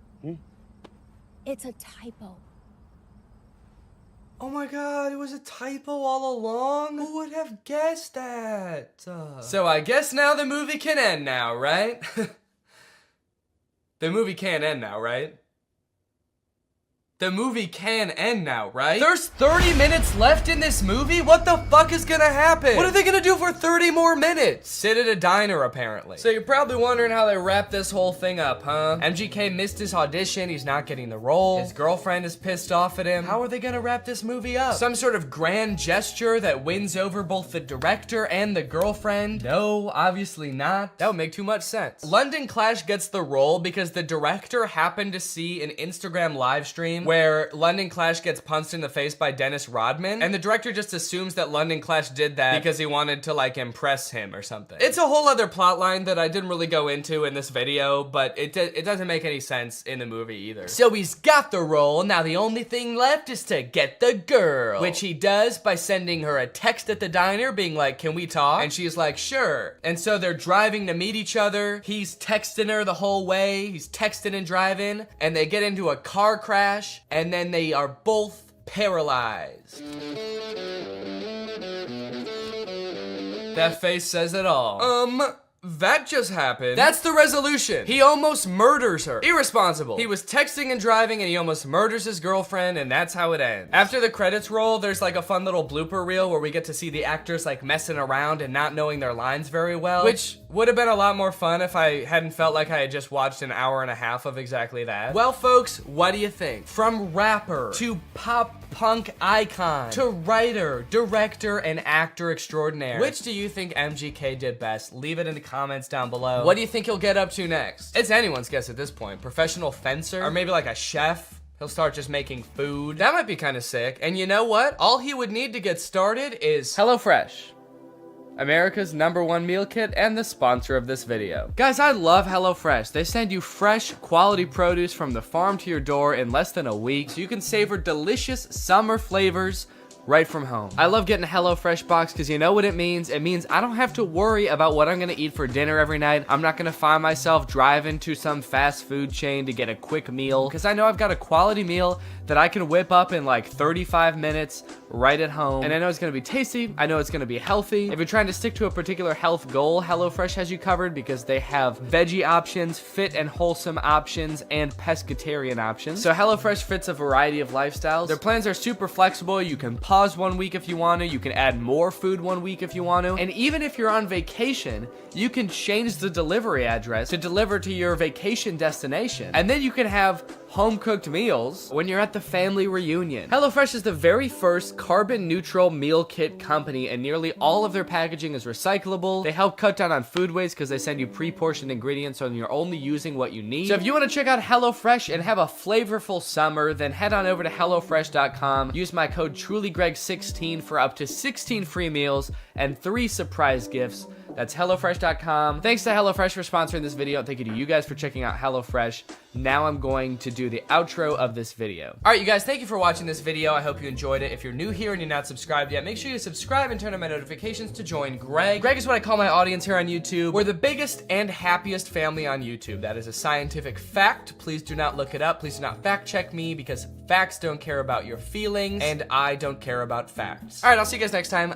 Bye. Hello, Greg. Why are movie studios making bad movies on purpose? I swear to God they are. I'm sure most of us by now have seen clips from the new Pinocchio movie. Father, when can I leave to be on my own? And that had me pretty skeptical, honestly. You're trying to tell me they made it and they were like, the main selling point of this movie is that it will be good? No chance. And now I've recently seen people talking about this movie Marmaduke. It's about a cartoon dog voiced by Pete Davidson. It has 0% on Rotten Tomatoes. I've watched it and it is in fact the worst movie you'll see this year. And it just really seems like they're trying to make bad movies on purpose. This movie is just heinous. It feels like Netflix just like fed an AI a bunch of scripts of bad movies until it spat out Marmaduke. This movie is not good at all. I think it has 0 redeeming qualities, actually. There's nothing good in this movie. I would even give it a negative score if I could. I like that I said that as if there's something stopping me. I'm my own entity. entity. I'm not limited. I don't have a boss telling me I have to give it a positive score. I'm gonna give it a -6 out of 10 movie. Marmaduke was some fucking dog, dude. I don't care. I'm dating a Kardashian, man. You think I need this? I personally don't have a problem with Pete Davidson. He's a funny guy. He was not up to the task of being the main character in this movie. This is a cartoon dog. You need someone with like a crazy range. Pete Davidson's emotions range from high and pleased down to high and indifferent. That's about all the variety you're gonna get out of Pete Davidson. After watching the movie all the way through, I'm not even 100% sure that Pete Davidson even knows he's in this movie. I haven't seen Pete Davidson do any promotion for this movie. I don't think he's done interviews talking about, you know, getting into the role of Marmaduke. I would not be surprised if they just like took audio excerpts of Pete Davidson from like other TV shows and just like found a way to make a movie about a dog around them. Go ahead and look at the characters in this first scene here and tell me, what is your reaction? Art is subjective. What you like depends on key body shapes in the universe of Marmaduke. There is eerily slender, bouncing egg. That's right, they don't walk. The round characters, they just kind of bounce from place to place. And then there's Mom. Mom has a serious case of the Pixar mom syndrome. I guess the creators of Marmaduke decided to take a page out of Pixar's book when designing the mom, and then they ignored all the other pages in the book about like how to make a movie. Anyway, through a little bit of narration, we find out that the reason Marmaduke is not allowed at this party is because he's basically a terror to the family. Marmaduke is a nightmare. He chases the cat, he tackles the local butcher for some bones, he beats the shit out of the dad. This dog is terrorizing his family. This is a bad boy. Guy, being like a world famous dog trainer, sees Marmaduke, this poorly behaved monster, and decides, hey, this would be kind of an interesting challenge for me to transform Marmaduke into like because he's like rich and British. And I think that it's the law in cartoons that the bad guy has conversations. So who is speaking the other one's language? Is Marmaduke speaking English? Or is the trainer barking at Marmaduke? Like if you were to walk by the park where Guy is training Marmaduke, is Guy just going like, arr, arr, arr? This movie is completely uninterested in answering this question. It is time for Marmaduke to enter his first dog show. This is where we meet Marmaduke's main competition and basically the villain of the movie, this beautiful dog Zeus. This part is very disturbing. Oh, Marmaduke, you idiot! How are you gonna perform, dude? How are you gonna compete? You can't even walk. This is where the movie gets gross. The sound effects of his like gurgling belly make me want to throw up. Then he somehow becomes skinny by farting once. I guess he farts out all the food in one foul fart. And when I say foul fart, that shit does look foul. When his fart gas like envelops the entire crowd, people are screaming. I think he might have killed people, honestly. This is just an awful scene. I don't know why the writers thought that this would be fun. For anyone, even for kids, it's like, is your dog pooping in the wrong spot ever that funny? I don't think I've ever like come home and my dog is like pooped somewhere she wasn't supposed to and been like, that's hilarious. That's actually good one, Sunday. Dude, you fucking killed it. I should be mad, but that's actually mad funny. To be fair, if I did have like a comically big trophy in my house and I came home and the dog had pooped in the trophy, that actually might be kind of funny. But not if she was also like sitting on top of the trophy as like a shriveled up skeleton and my house was full of noxious gas. That was a disgrace. It was getting kind of dark. This is a really somber, like, middle section of a children's movie. He's not a loser! It just turns into Marriage Story. Marmaduke is a Great Dane! Then come to find out that the trainer has actually billed them for all of the training, and it's like a shit ton of money. They go through the list, and it rolls by in this like Star Wars style credit roll, and it's meant to fly by really fast so you can't read anything, but I paused it just to like look through what some of it is. Some of the items on this list are more than the $1 million they would have won at the final dog show. There's things for $29,000, $35,000, $1.4 million. Also kind of a funny detail, the writers I guess couldn't come up with enough things to make, so if you just play it you'll see like the same thing worth $1.5 million over and over in this list, and it's like you couldn't just keep coming up with different numbers at least? Or not, you did just then are like infinitely more impressive than a dog show. At least that's what I thought until we get to the dog show and we see what other dogs do during the talent portion.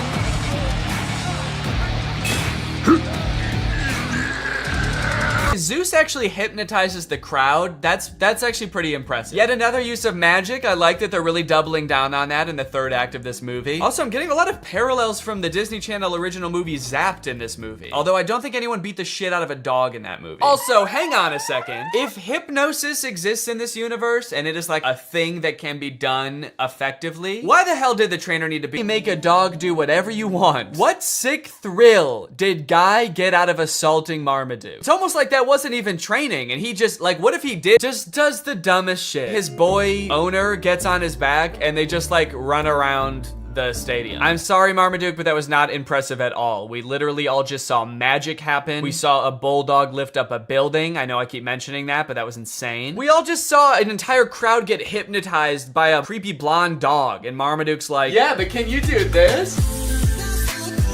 Are you trying to bankrupt your family, Marmaduke? Because that's what's gonna happen if you keep this shit up. Are you trying to destroy your family's lives? You're going to. Keep dicking around on the ground like that with no talent, and you're gonna destroy their lives. It's happened before, it'll happen again. Okay, a little plot twist happens at the end of the dog show. Zeus, the beautiful dog, wins. Obviously, he hypnotized the judges, so we kind of thought that was gonna happen anyway, but it turns out that one of the judges is actually Zeus's trainer in disguise, so he gets disqualified from the talent competition. I kind of feel like it was pretty dumb of him to do that because he had a shot at winning anyway. It's not like he was like a total underdog. Dude was basically an overdog. He was actually bound to win. He hypnotized everybody. There's gonna be an ending song. I don't know, man. You tell us.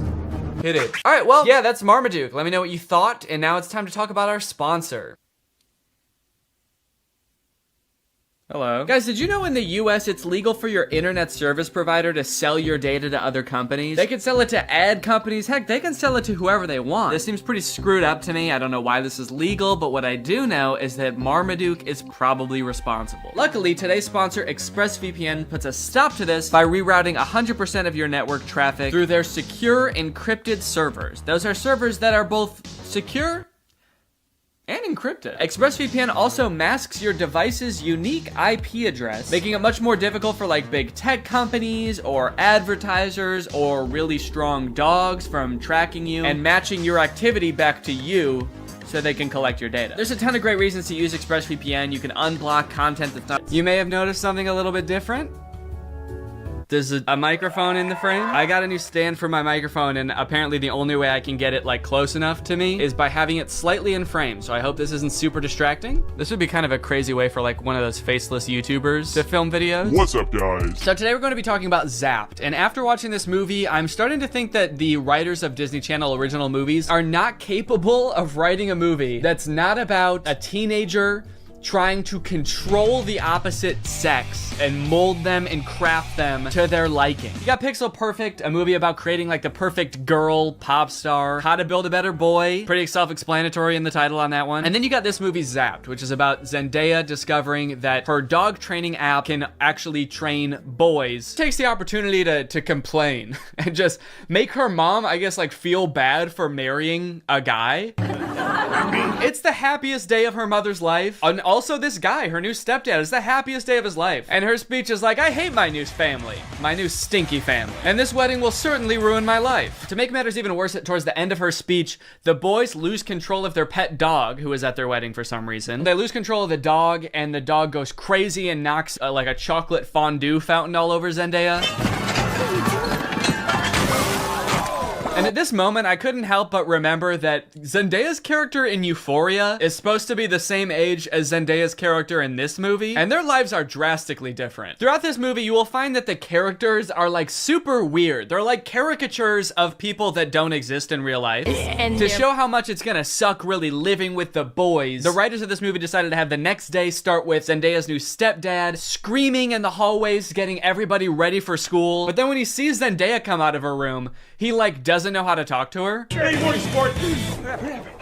I mean, hi, girl. Hi, girl. It's like, dude, you're 50. Have you never talked to a girl before? The movie then establishes why each one of the new guys that she lives with is like gross in some way. One of her little brothers is really messy. The other one's always like cooking gross stuff. Which is like a weird character trait. I get the messy younger brother, but like the gross cooking younger brother, is that a thing? Is that something I'm supposed to be able to relate to? And then the oldest of the brothers is like always frantically running around. He's like always late for something. He's really scatterbrained. My pants. Where are my pants? Where are my pants? Where are my pants? Okay, excuse me, can we just establish a few ground rules here? You're not wearing pants. Please stay out of my personal space bubble. Look, Zoe, I have morning basketball practice and then a players meeting and then a captain's meeting and then even more practicing. Kind of weird to respond to a request about like not invading my personal space when you're not wearing pants by saying owners in the Disney movie, they're just kind of like, these are like the kids who wear jean jackets. This movie has the most insane high school posses ever. You got the skateboard boys. Okay, that's pretty normal. The next group she sees are the shirtless workout boys. And then just the straight up stinky boys, where the only like defining characteristic is that they're dirty, flea-ridden, smelly boys. You can hear like flies flying around them. What clique is this supposed to be in high school? And then there's the popular group, one of whom is also pretty stinky himself, actually. The Tripster? The Tripathon? It's me. I'm Trip. Oh. Bart Bomb. Oh. The movie sort of writes this off as like, well, this is just something boys do, you know? New school, you gotta kind of accept what boys come with it, you know? Boys will be boys. No, that is actually not what boys do. That is something that just one very specific boy does. It's me. I'm Trip. And he needs to be stopped. I cannot remember a single moment in high school where a boy walked up to a girl, let alone like the new girl who's already like scared and doesn't know anyone and is like, hey, I'm gonna fart in your face now. Welcome to the school, smell my ass. But it's not all bad though. She does make a friend on her very first day. And in typical Disney Channel movie fashion, she is wearing a fedora. Every Disney Channel movie has to have a token fedora blazer wearing character. But the boys here are cute, aren't they? All of them. I think we have the highest percentage of cute boys in the entire greater Westlake area. Unlike Zoe though, she actually kind of likes the boys at the school. She's like, sure, they may have their flaws, but they're pretty cute. Wow, you seem a little... Oh, boy crazy? Yeah, that's the official diagnosis. Hold up, this girl has a picture of a boy that goes to her school in her locker? Is that a thing? I remember in like middle school, girls would have pictures of like celebrity boys in their locker. Imagine seeing a picture of you in somebody else's locker. I'd feel like I was being hunted. It's weird to have his picture in your locker. It's even weirder in the movie when we find out that she also actually has pictures of him printed out on her pillows in her bed. Gulp. That's scary. Imagine if they start dating, she's like FaceTiming him in bed, and she like accidentally tilts the camera a little bit to the side, and he just sees his own face next to her. Wait, what was that? Is that me? Of course, Zoe does have a love interest in this movie, and he is introduced early on. It's this guy.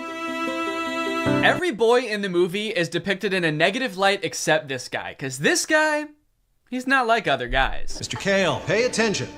There will be a quiz on the praying mantis.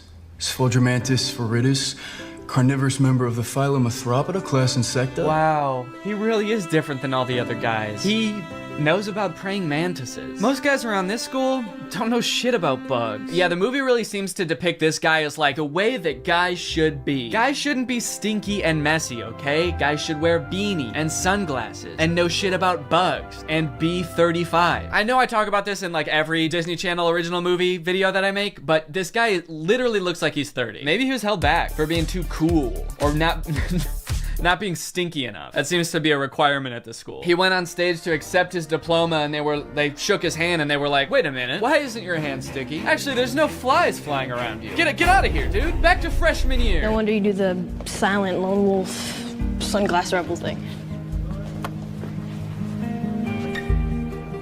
Oh, it's pancake mishap this morning. No, I'm not looking at that. Okay, well then what are you looking at? I'm looking at you. Creepy. Stops in the middle of the hallway just to stare her down. I think I've got you figured out. Oh, really? Mm-hmm. Yeah, I don't know, man. This just comes off as creepy to me. I guess this is supposed to be romantic, but it's not really romantic to me. Just scary. I can see inside you. Another one of the plot lines in this movie is that Zoe wants to join the dance team, but the girl who runs the dance team is like the popular mean girl. She doesn't want Zoe on the dance team because she's too good at dancing and it's gonna make her look bad or something. Anyway, by now you're probably wondering, when the frick does this app thing happen, right? When the frick does Zoe discover that the dog training app works on boys? Well, at first, it doesn't. Zoe's just trying to train the family dog because it's all just like the rest of the boys in the house. It's stinky. Gross. And it like destroys her room and shit. Breaks this thing that her dad gave to her. She downloads this app called Listen and Obey, which is kind of an ominous sounding app. Sit.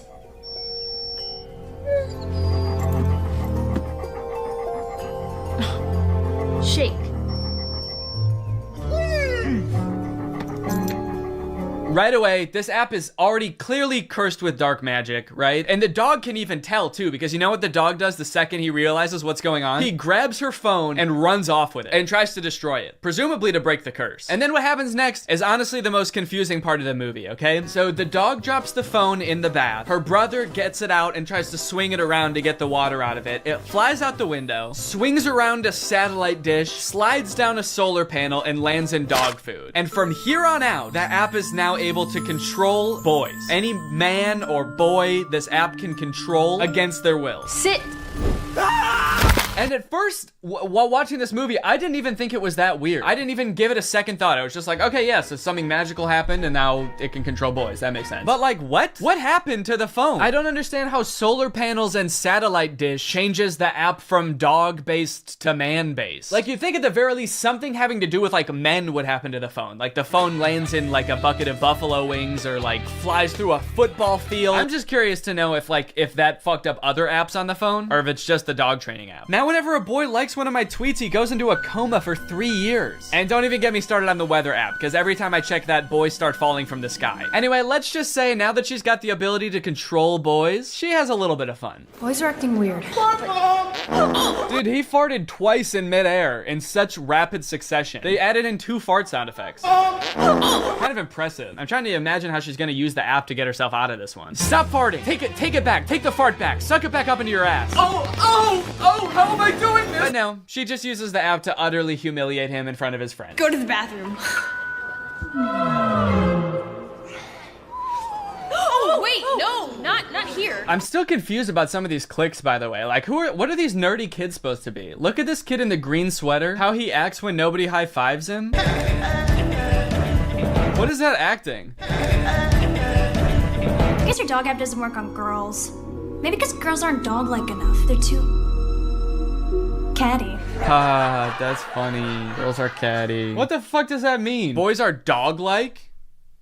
What the hell? I mean, I guess in this universe they kind of are. They're like flea-ridden, mangy boys. Why do we smell like we smell? So pretty much like the majority of this movie is just Zoe using the app to like get what she wants and make all the boys at the school act exactly how she wants them to. She turns the skater boys into gentlemen. She goes up to the nerdy gamer kids and tells them to like go do yoga instead of playing video games. Let's go do some yoga. And her brothers, dude, don't even get me started on what she does to her poor brothers. I'm taking the brothers' side, all right? They did nothing wrong. Her poor brothers were just living their lives until Zoe moved in and tries to fix them. Be clean. Holy moly, it's filthy in here. Her messy brother, she tells to be more clean, which turns him into this like hyper-hygienic husk of his former self. I need a sponge and soap and paper towels and a power washer. For the rest of the movie, he's literally he's scrubbing everything frantically in a panic. Anytime there's a mess, he's like, I gotta clean it up. She tells the gross cooking boy to cook less gross stuff. Start making less gross food. So he's like cooking 5-star meals for the rest of the movie. And then the oldest brother, she tells him to be more focused. Be focused.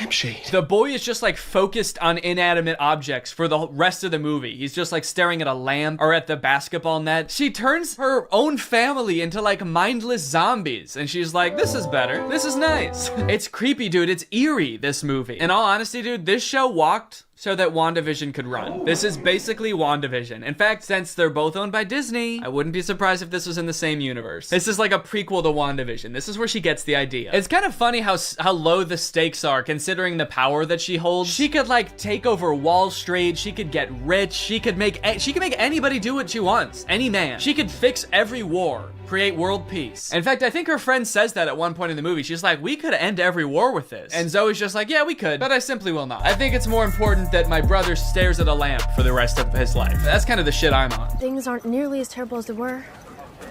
Then again, I'm talking to a dog, so I might just be losing my mind. Hey, smartphone. In this scene, there's a little bit more development with the love interest. Zoe runs into him reading alone in the park. Oh, what are you reading? Oh, no, let me guess. The Cool Guy's Guide to Wearing Sunglasses Inside. It's close. Kill a Mockingbird. I feel like when he holds up that book, we're supposed to be like, wow, he really is not like other guys. Except that, like, that is required reading in most high schools, so he actually is like other guys. He's like every other guy. To Kill a Mockingbird's sort of my favorite book. My second favorite is The Great Gatsby. Third favorite is Geometry 101. I just love to read, what can I say?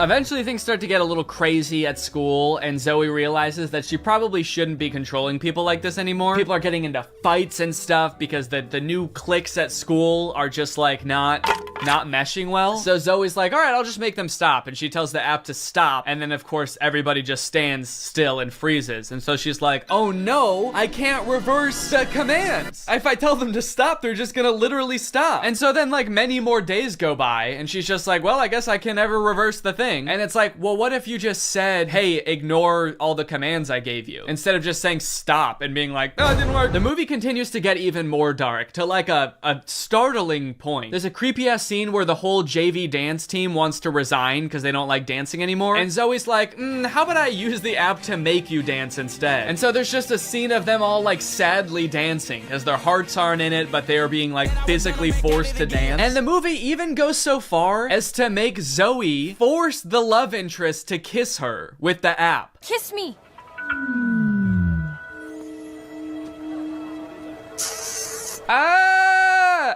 She just forced a guy to kiss her. Disney, what are we doing here, dude? What's going on? We need to have a talk with the writers of these movies. Anyway, Zoe feels bad after this, and she gets all stressed because there is a college scout coming to the basketball game. But Zoe's brother obviously isn't playing very well because the only thing he can do is like stare at an object for hours at a time. Welcome to a new season of Husky basketball.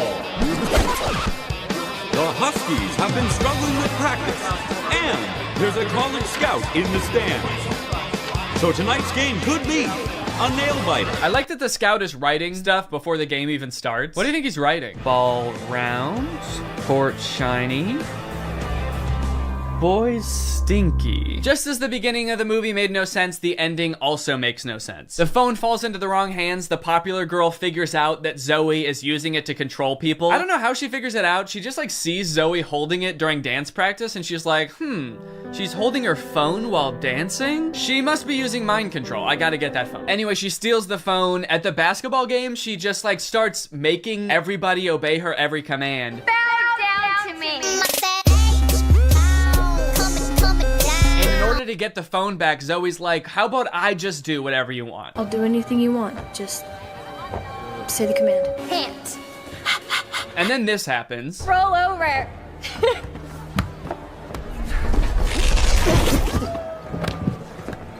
How did you? I'm your brother. We stick together. Sorry, what? He just broke the curse. Like the spell that everyone is under, he just like got up and he's like, I'll do it with you, I'm your brother. Don't worry about it. It's like, I'm sorry, is that what breaks the curse? Being a brother? Being her brother? And then eventually like her whole family is able to resist the app and get on the ground with her and start doing it. And it embarrasses the popular girl. And they, like the only explanation for it is this. Why isn't this working? Because everyone knows.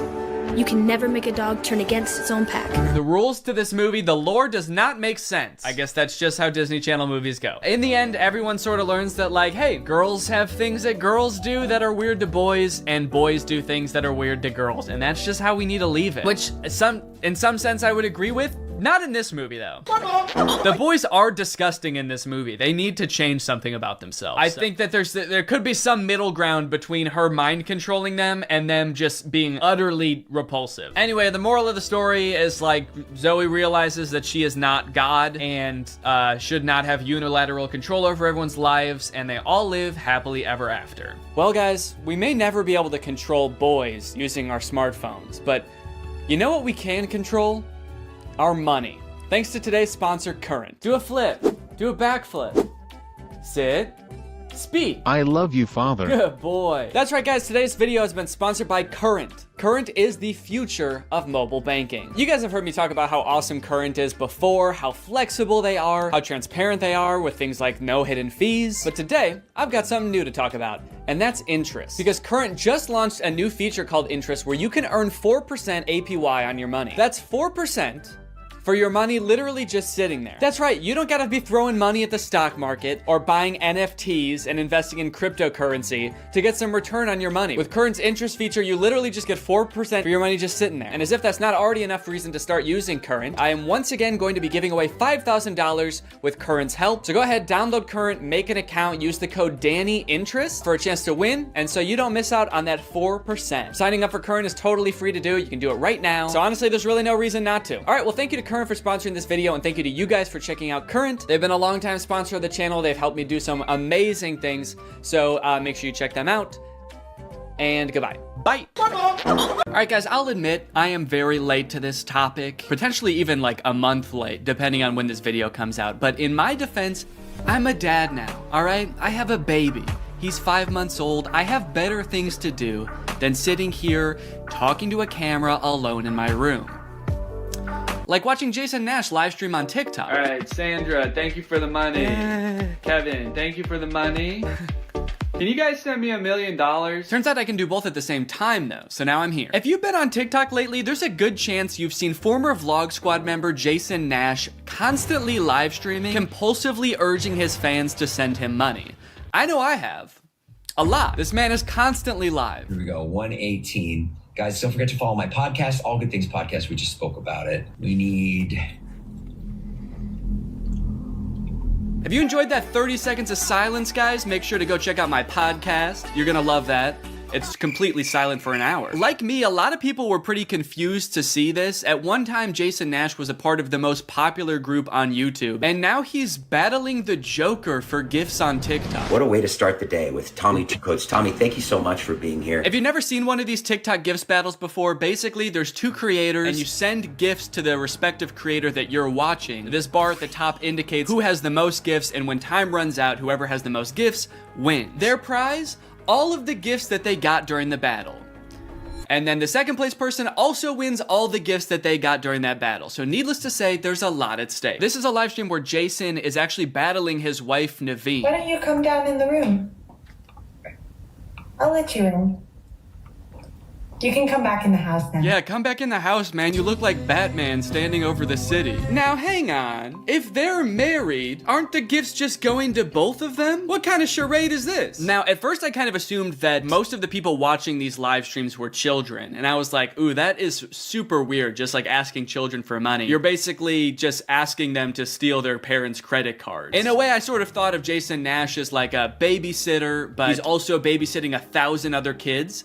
And if you start choking, he's not gonna call 911 because he can't see you. But after tuning into a few of his streams and actually like clicking on some of the profiles of people watching, I realized that it's actually mostly adults, which was very surprising to me. Guys, what are we doing here? Stop that. I promise you there are like 1 billion other better uses for your money than helping Jason Nash's wife crush him in a gift battle. Fun as it may be. The reason I wanted to make this video is because I think that it's kind of a very interesting look at the career span of a creator. It's a pretty new career, all things considered. And like nobody's been a full-time online creator for 40 years. So we don't really know how long this career is supposed to last or how it will evolve over time. So I think it's worth looking at why Jason Nash is here. Between the years of 2016 and 2020, David Dobrik was seemingly at the top of the YouTube ecosystem. What started as David just sort of goofing around and filming his friends as up-and-coming content creators quickly turned into partying all the time, collabing with huge celebrities, huge giveaways, and giant sponsorship deals. And if you didn't watch the vlogs around this time, you might think that David was like the biggest part of them, but it was actually more his friends doing the heavy lifting. David was always behind the camera, and sure, he would laugh a lot, and you'd hear him laugh. But I really feel like the reason people tuned in was sort of to live vicariously through David and experience the goofiness that was all of his friends. So while all of the vlogs were on David's channel and David was inevitably the most popular member of the Vlog Squad, I really feel like he owes most of his success to his friend group. But it was a fun time. I watched a lot of the vlogs back in the day and I really enjoyed them. It felt like you were a part of this friend group. And in a lot of ways, you were like the members of the Vlog Squad, because like the members of the Vlog Squad, you also were not getting paid for your appearances in the videos, which is something that I always found kind of weird. David's friends never got any sort of payment. Their only payment was in exposure. And so what kind of ended up happening was, because everybody else around David wanted to launch their careers off of David's vlogs, they all started vlogging too. But because they would always be hanging out together, all of their vlogs seemed to be just like the same situation from a bunch of different angles, and everybody was holding vlog cameras. It got pretty out of hand for a while there. Eventually though, during the pandemic, a bunch of stuff happened that caused David to take a step back from vlogging. Mainly a bunch of scary accusations about one of his best friends, Dom, and also him almost killing one of his other best friends, Jeff Wittick, by slamming him into the side of an excavator. After losing a bunch of followers, and probably more importantly, a bunch of sponsors, David posted an apology saying he was gonna do better. He said he was gonna take steps to make sure his vlogs were a safer environment for the people in them. And I want to be able to have a place of checks and balances. I want to have HR. If he had to choose between quitting vlogging or doing it safer with an HR team, he was gonna do that.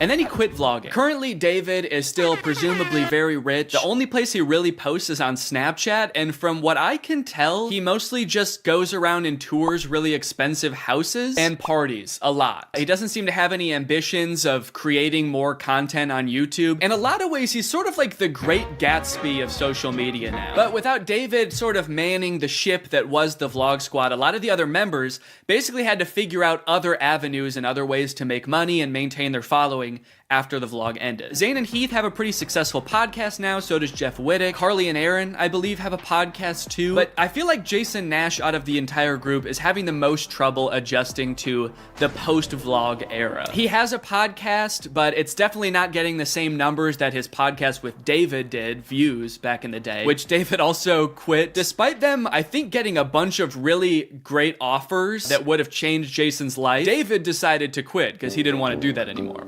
He wanted to be the Great Gatsby. So Jason has now been left to fend for himself, and it seems like TikTok gift streaming is what he has turned to. You excited to go to dinner?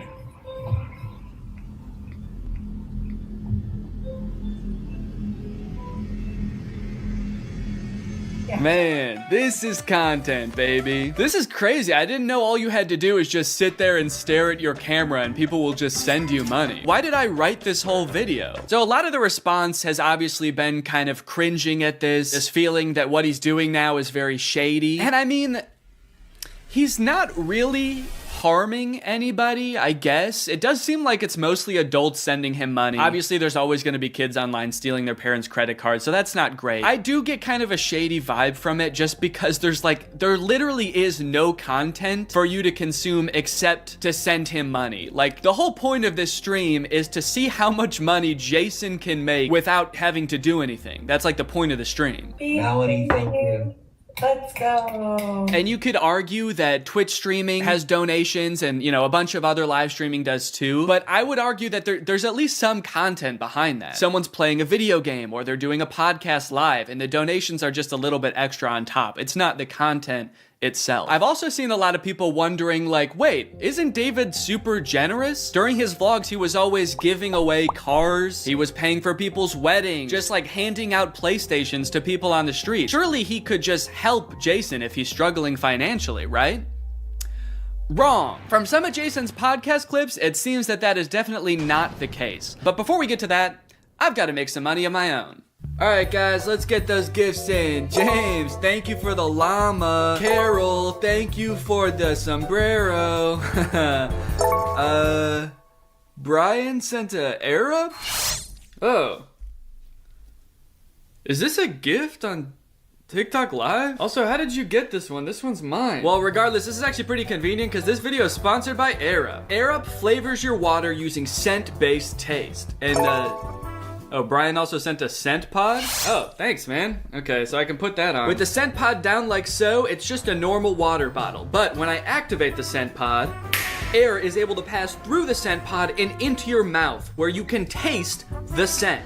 Send me money. I like to bust out my air up while I'm getting work done. It gives my water a little bit more which is what I need when I'm trying to focus. This one right here is lime, and it is excellent. Someone said, come to Brazil. I'm busy. Air up is a unique hydrating experience. You can't get this anywhere else, buddy. No chemicals, no sweeteners added to the water, just plain old water into my plain old mouth. The scent pods come in a variety of flavors. I really like the lime and the peach. My editor, Jake, is really fond of cherry. So no matter what kind of flavors you like, there's bound to be a couple for you. You want to spice up your hydration experience, click the link in the description, get yourself an Air Up, get yourself some scent pods, put your mouth on the nozzle, and suck away. You look really tired today. That is mean. Thank you to Air Up for sponsoring this video, and thank you to you guys for checking out Air Up.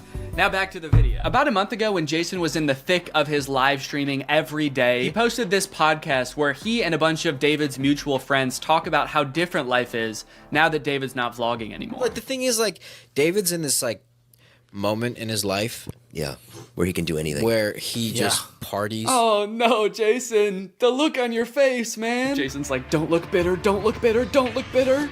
Where he can do anything. Perfect. He can do whatever the fuck he wants now. He calls me to play pool. And I'm like, I gotta go live, and I don't expect him to understand that. You don't expect him to understand that you have to work to make money? You know he did that too, right? I wouldn't expect him to understand that, man. He hasn't had to work in, gosh, what is it, 2 years now? I hate to say it, Jason, I think he gets it. I just don't think he cares. Like, I'll say things like, I'm losing my house, and he'll be like, oh, but just come play pool. I just don't think he cares. Dude, Jason, haven't you learned anything from being friends with a popular YouTuber? You just told him you might lose your house, and he invites you over. You think he really wants to play pool, dude? He's probably gonna Mr. Beast you. He's probably inviting you over so he can, like, surprise you with a new house. He might make you do Squid Games for it, but you have a chance to win a new house. Maybe he'll give you a new car. Or, you know, surprise you with his new car like he did that one time. My surprise to you is that I'm buying myself a car. I know, right? That was cool. I will say it is interesting that David seemingly stopped doing the extravagant giveaways once he stopped doing the vlog. I wonder what the correlation there is. That's kind of weird. There was a great TikTok that he sent, which was like some guy. It's just the guy that has like a lot of money and can do anything all day. He's like, oh, Diplo's having a party tonight, and like and it's literally like things that David has said. David sent Jason a TikTok of a rich, out of touch guy being like, oh my god, dude, this is so me. Dude, look at this TikTok. This is so me. That moment when you're rich and you're partying with Diplo and you're talking about how much you hate Jason Nash and how poor Jason Nash is. Guys, comment below if you found this relatable. But if you think about it, though, from 18 to like what, 23, 24. Oh, he was hitting it. He never drank. I don't think he ever drank. Even when we would visit him, we'd be up till like midnight, just like watching the edits, just like. Wow, he worked hard for 5 years? Let the man party, dude. Please do not burden David's poor gentle soul with your financial woes. Just let the man play pool and play with him, for God's sake. I mean, look, I don't doubt that he worked hard. The dude posted 3 vlogs a week. I'm sure it was a lot of hard work, but you know who also worked hard? Everybody in his vlogs. I mean, that dude just said it himself. They all stayed up with him until midnight watching the edits to make sure they were good. This was a group endeavor. And I know what people say. They say like, well, David gave them the opportunities, you know? He didn't have to make them famous. Yeah, he kind of did. That was like the whole point of his vlogs, was his friends. David wasn't just making them famous because he was a good, generous guy. He was doing it because that's what was working. They made him famous as much as he made them famous. Now it's like the complete opposite. Everyone's like working, and here's him just like, hey, what are you doing tonight? And it's like a Tuesday night. Everyone's working. Yeah, man, that is kind of a crazy switch. Whereas before, David was working and everyone was helping him. Now everyone else is working, so naturally David is partying with Diplo. Naturally, a lot of the conversation around Jason's live streams has revolved around the confusion as to why he wouldn't just get like a normal job if he was strapped for cash, or if like the social media thing wasn't working out. Can someone make Jason Nash a fucking DoorDash account? People are wondering, why is he pursuing this career that is like universally seen as embarrassing or cringe, rather than just getting a 9-to-5? And I totally get that criticism, because I do love being a creator. I love getting to be my own boss. I love being creative on a daily basis, working with people that I'm really inspired by, entertaining people. But if this exact version of being a creator stopped being feasible, would I start doing gift streams on TikTok? Hell no. And not even necessarily because it's like embarrassing or cringe. It's just that like what I enjoy about being a creator, that does not accomplish. There's no being creative. There's no entertaining people. At a certain point, you like strip out all of the fun parts of the career and you just have only the most superficial parts of it left. Just money and fame. So no, if like this YouTube channel didn't work out anymore, there's a billion other things I would rather do that would be more enticing to me than like gift streaming on Twitch. But maybe Jason likes it. He doesn't look like he does, but maybe he does. On the other hand, I could say that Jason is also older. He's lived a lot more life, he's had a lot more experience, and his career in the entertainment industry has gone through a lot more ups and downs than mine has. From what I can tell, Jason has been a stand-up comedian, he's been in TV shows, he's been a podcaster, a Viner, and a Vlog Squad member, and now a TikTok Live gift battler. Between all of those seasons of his life, I'm sure there was downtime where he could have thought, oh, maybe this isn't for me, I'm gonna get up and go get a normal job. And then, lo and behold, the next opportunity comes along. So in some sense, I do understand if Jason's mentality is like, maybe I'm just gonna do this for a little while until I get my next thing off the ground. And I know that when I started Vine, people said the same thing to me. They're like, what are you doing? Why are you doing Vine? You know? And I was like, okay, this is what I'm doing. And then I did YouTube and people were like, why are you doing YouTube? And I feel like when you're first to something, that can really pan out. Yeah, I do get what you're saying, but also I don't know if this is the same as Vine and YouTube. Saying he's the first to this new thing like TikTok gift battling is gonna be the next big thing is very worrying to me. Please don't make that the next big thing, guys. On top of all that, there is this sort of like gamification in your head that happens when you're a content creator. Because so much of it is like numbers based, you're always looking at your analytics, hoping your numbers go up. It becomes kind of a game in your head to see if you can do better than you did last month or last year. Because of that, I feel like in a lot of content creators' heads, quitting or pursuing a different career path is seen as like losing the game, even if it's subconscious. That being said, I don't think that's a healthy way to look at it, and I would encourage people who are pursuing being a creator to find other passions that, you know, if this didn't work out, you could pursue that instead, because I think just clinging to relevancy for relevancy's sake is not a good thing. But why try to guess what Jason's thinking when someone literally asked him on his own podcast why he doesn't just get a job? This isn't me saying this as a negative thing. I'm just totally asking. Please. Yeah. Why don't I get a real job? No, I know why you do it. Yeah. But like... No, man. I know why you do it. It's pretty clear to me.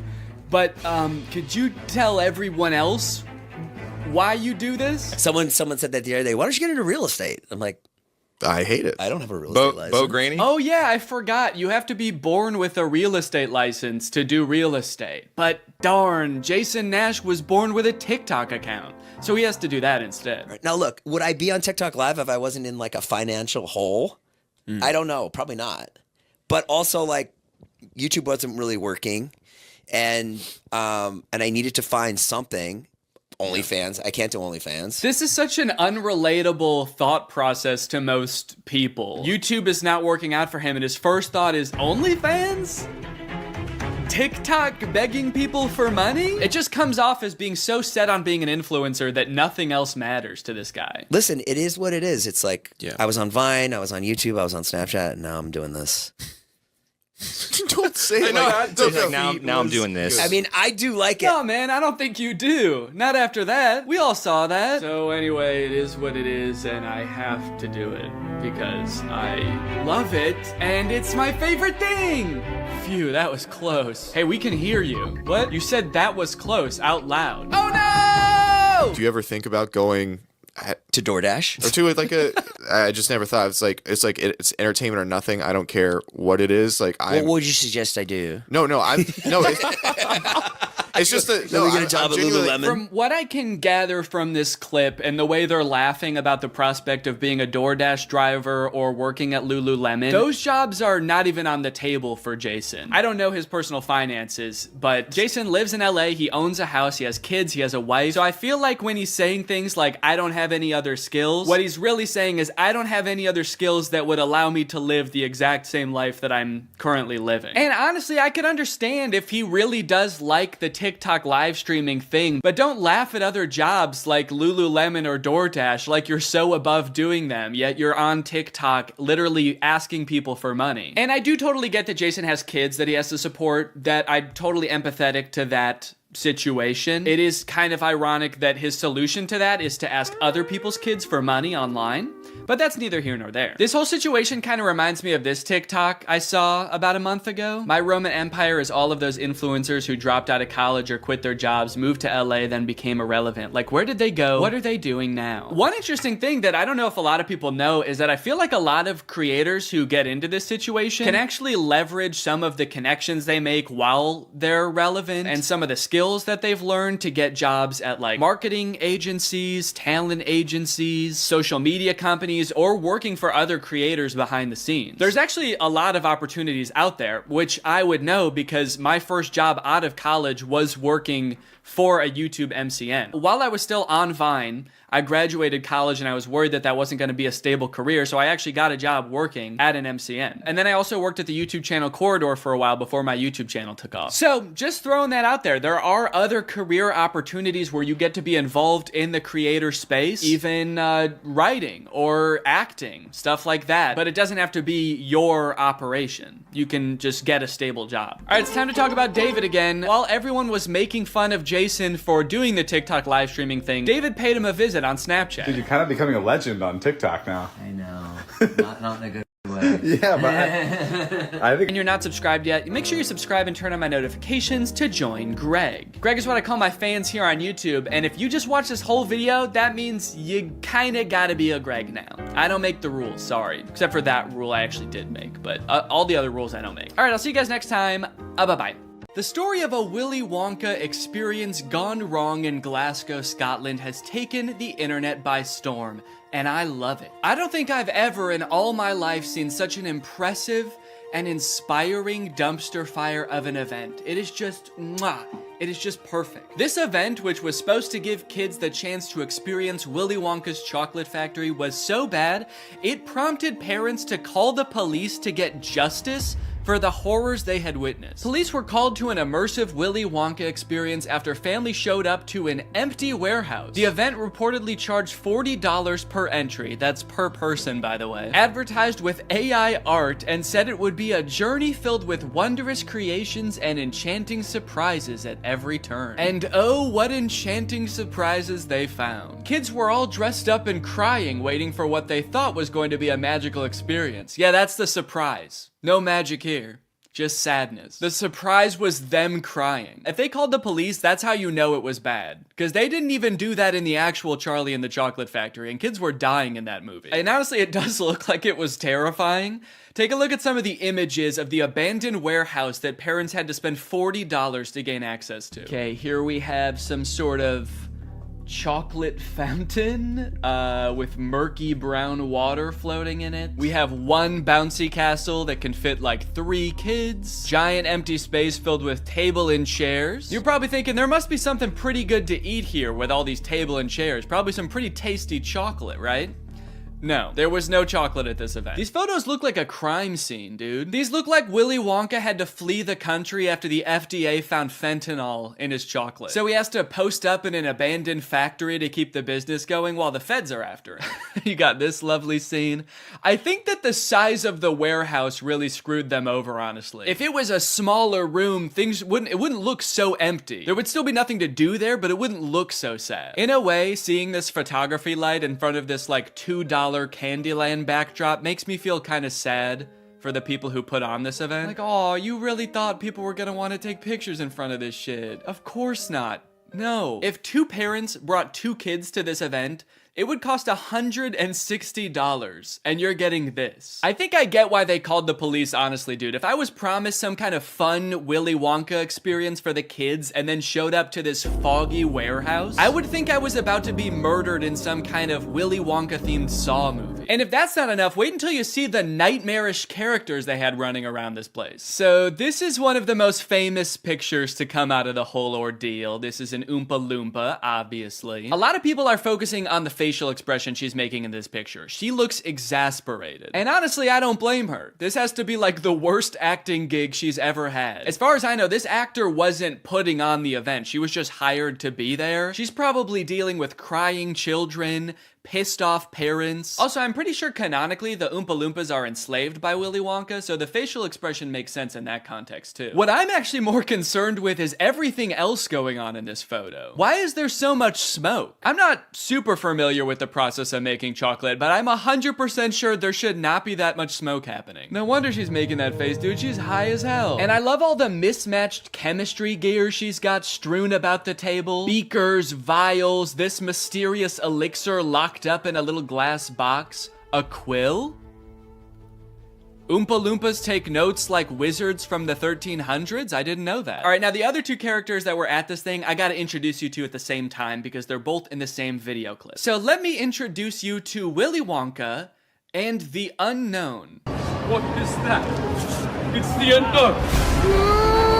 Man, what the hell? Dude, fuck everything else. I would call the police based off of that. Who is that demon? Surprising twists and turns was right in the advertisement. I would not expect to take my kids to a Willy Wonka experience and have them be accosted by a shadow figure. I can tell you that right now. It's terrifying that Willy Wonka says, "What is that?" when he sees it. What is that? Like, dude, this is your chocolate factory. You don't even know what that is? We are so fucked. Here's a different clip of some other kids experiencing the unknown. As the soup flavor seed, full of scary face. Oh my God. Stare the great unknown. Wonderful. I love fantastic. Yeah, that's the correct reaction to seeing the unknown. What is that? Wonka says it, this kid says it, I'm saying it. Also, I love that baby's reaction. That was like a primal instinct to make that sound. Humans have evolved for millions of years to make that sound when they see the unknown. According to some reports that I've read from the event, the unknown is supposed to be an evil chocolate maker who hides in the walls and scares little children. Is he a part of the actual Wonka story? No. Was it advertised that there would be a child-scaring monster at this event? No. But speaking of the advertising for the event, one of the most insane parts of this whole story is that this company that made this event, House of Illuminati, apparently used exclusively AI-generated images to advertise this event. Surprisingly, the website is still up, so you can go and check it out for yourself. Welcome to Willy's Chocolate Experience. Dive into the whimsical of Willy's Chocolate Experience! Exclamation point, comma. So you've got images like this, which at first look like some kind of fun candy land, but then the closer you look, it doesn't really make any sense. Like, what the fuck is this thing?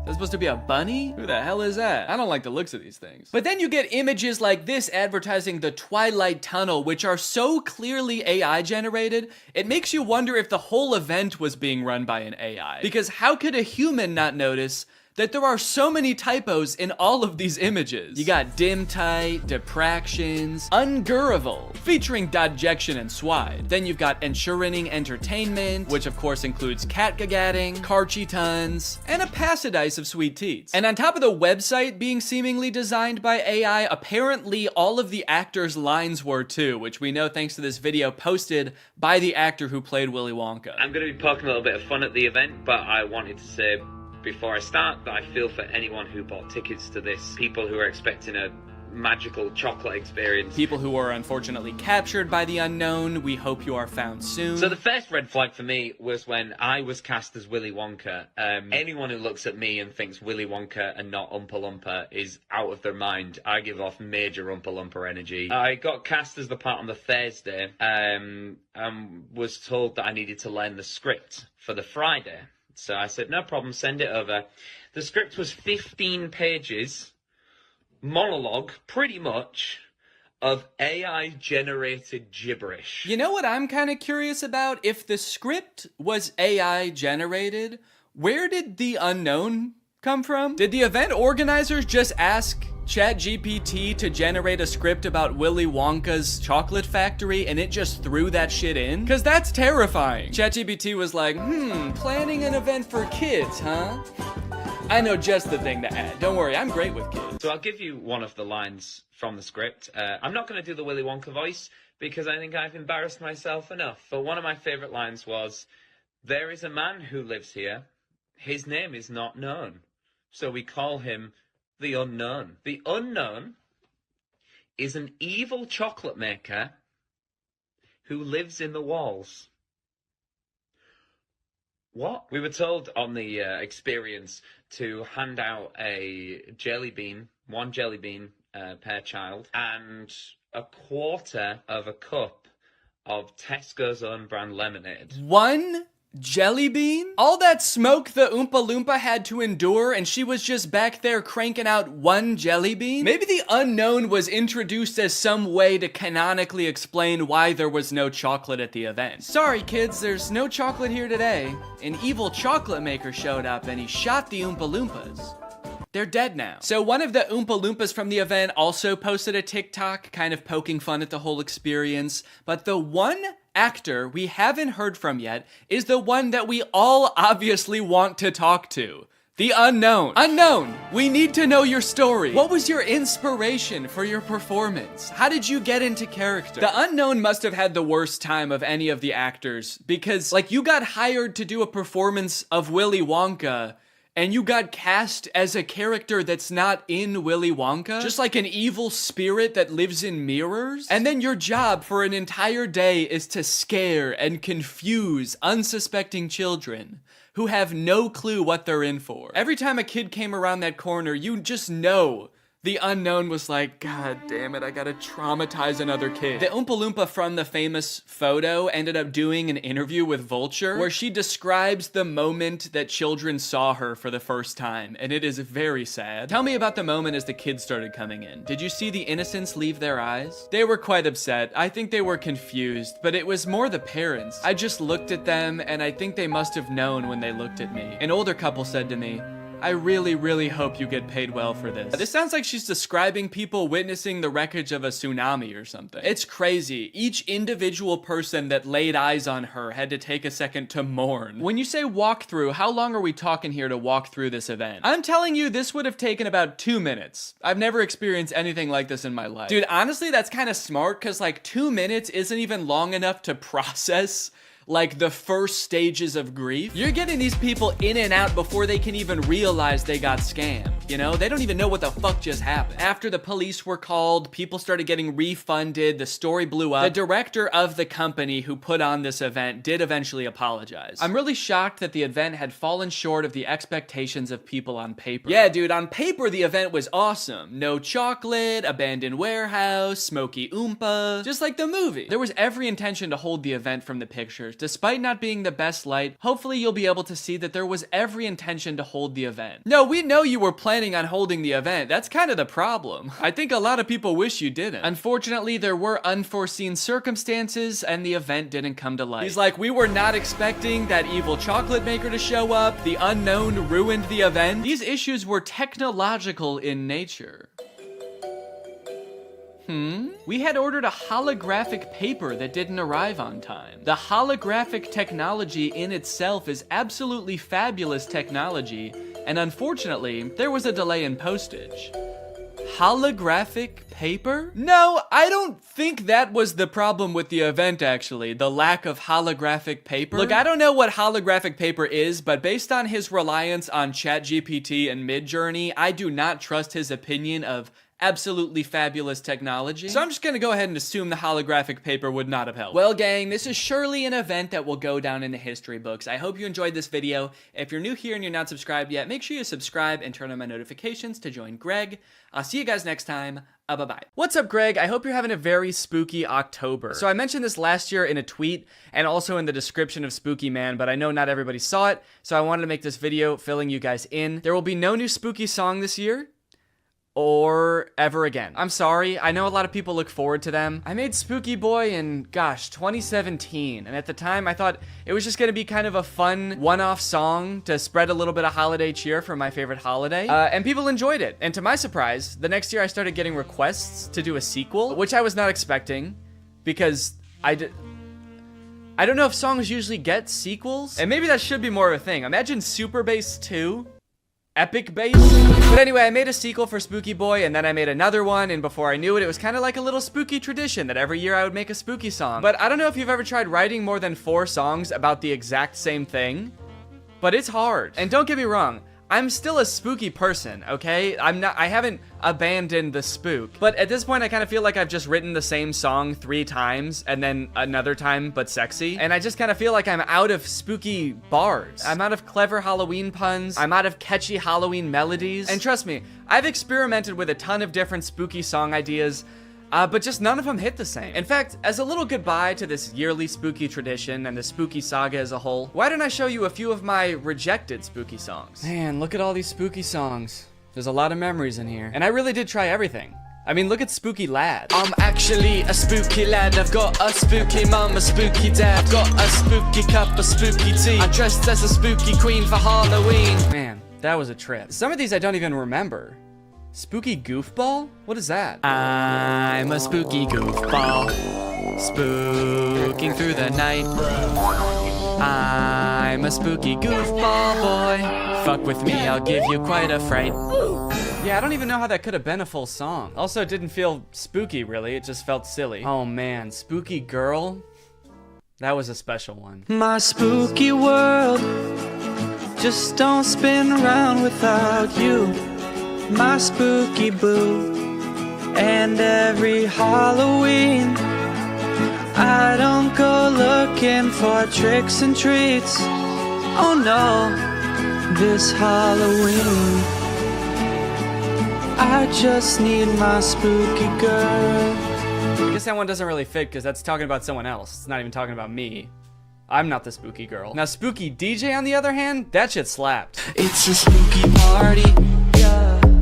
And I'm a spooky DJ. I play the spookiest tracks. It's a spooky party, a spooky party. Nobody's having fun cause my songs are too spooky. Everybody's terrified. So thank you guys for enjoying the spooky songs. I did really enjoy making them, and you know what? Even though I'm not making any more, you can still listen to the whole spooky saga. Those songs aren't going anywhere. And you know what? They're probably way better than any spooky song I could possibly make now because I'm all out of ideas. So go ahead and throw them into a playlist, listen to them all October long, and even after that too, because a real spooky boy is spooky all year round. And yeah, happy Halloween!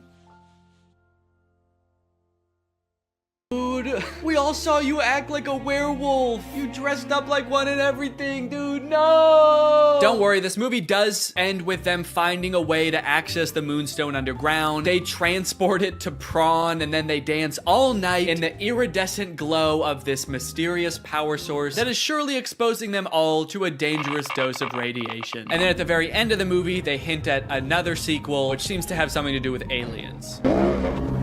Weird. And that is Zombies 2. And now it's time to talk about our sponsor. This video has been sponsored by...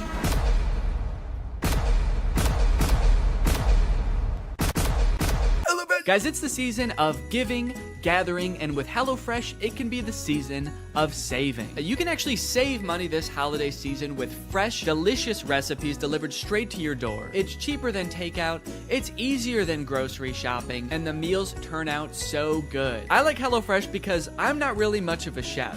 Okay, I don't really know how to cook well, but every time I cook HelloFresh, it ends up turning out great. Last night we had these Tex-Mex enchiladas, didn't take too long to prepare, turned out great. Honestly, best homemade enchiladas I've ever had, and I was the one who made them at home. I've got a lot going on. I've got a baby.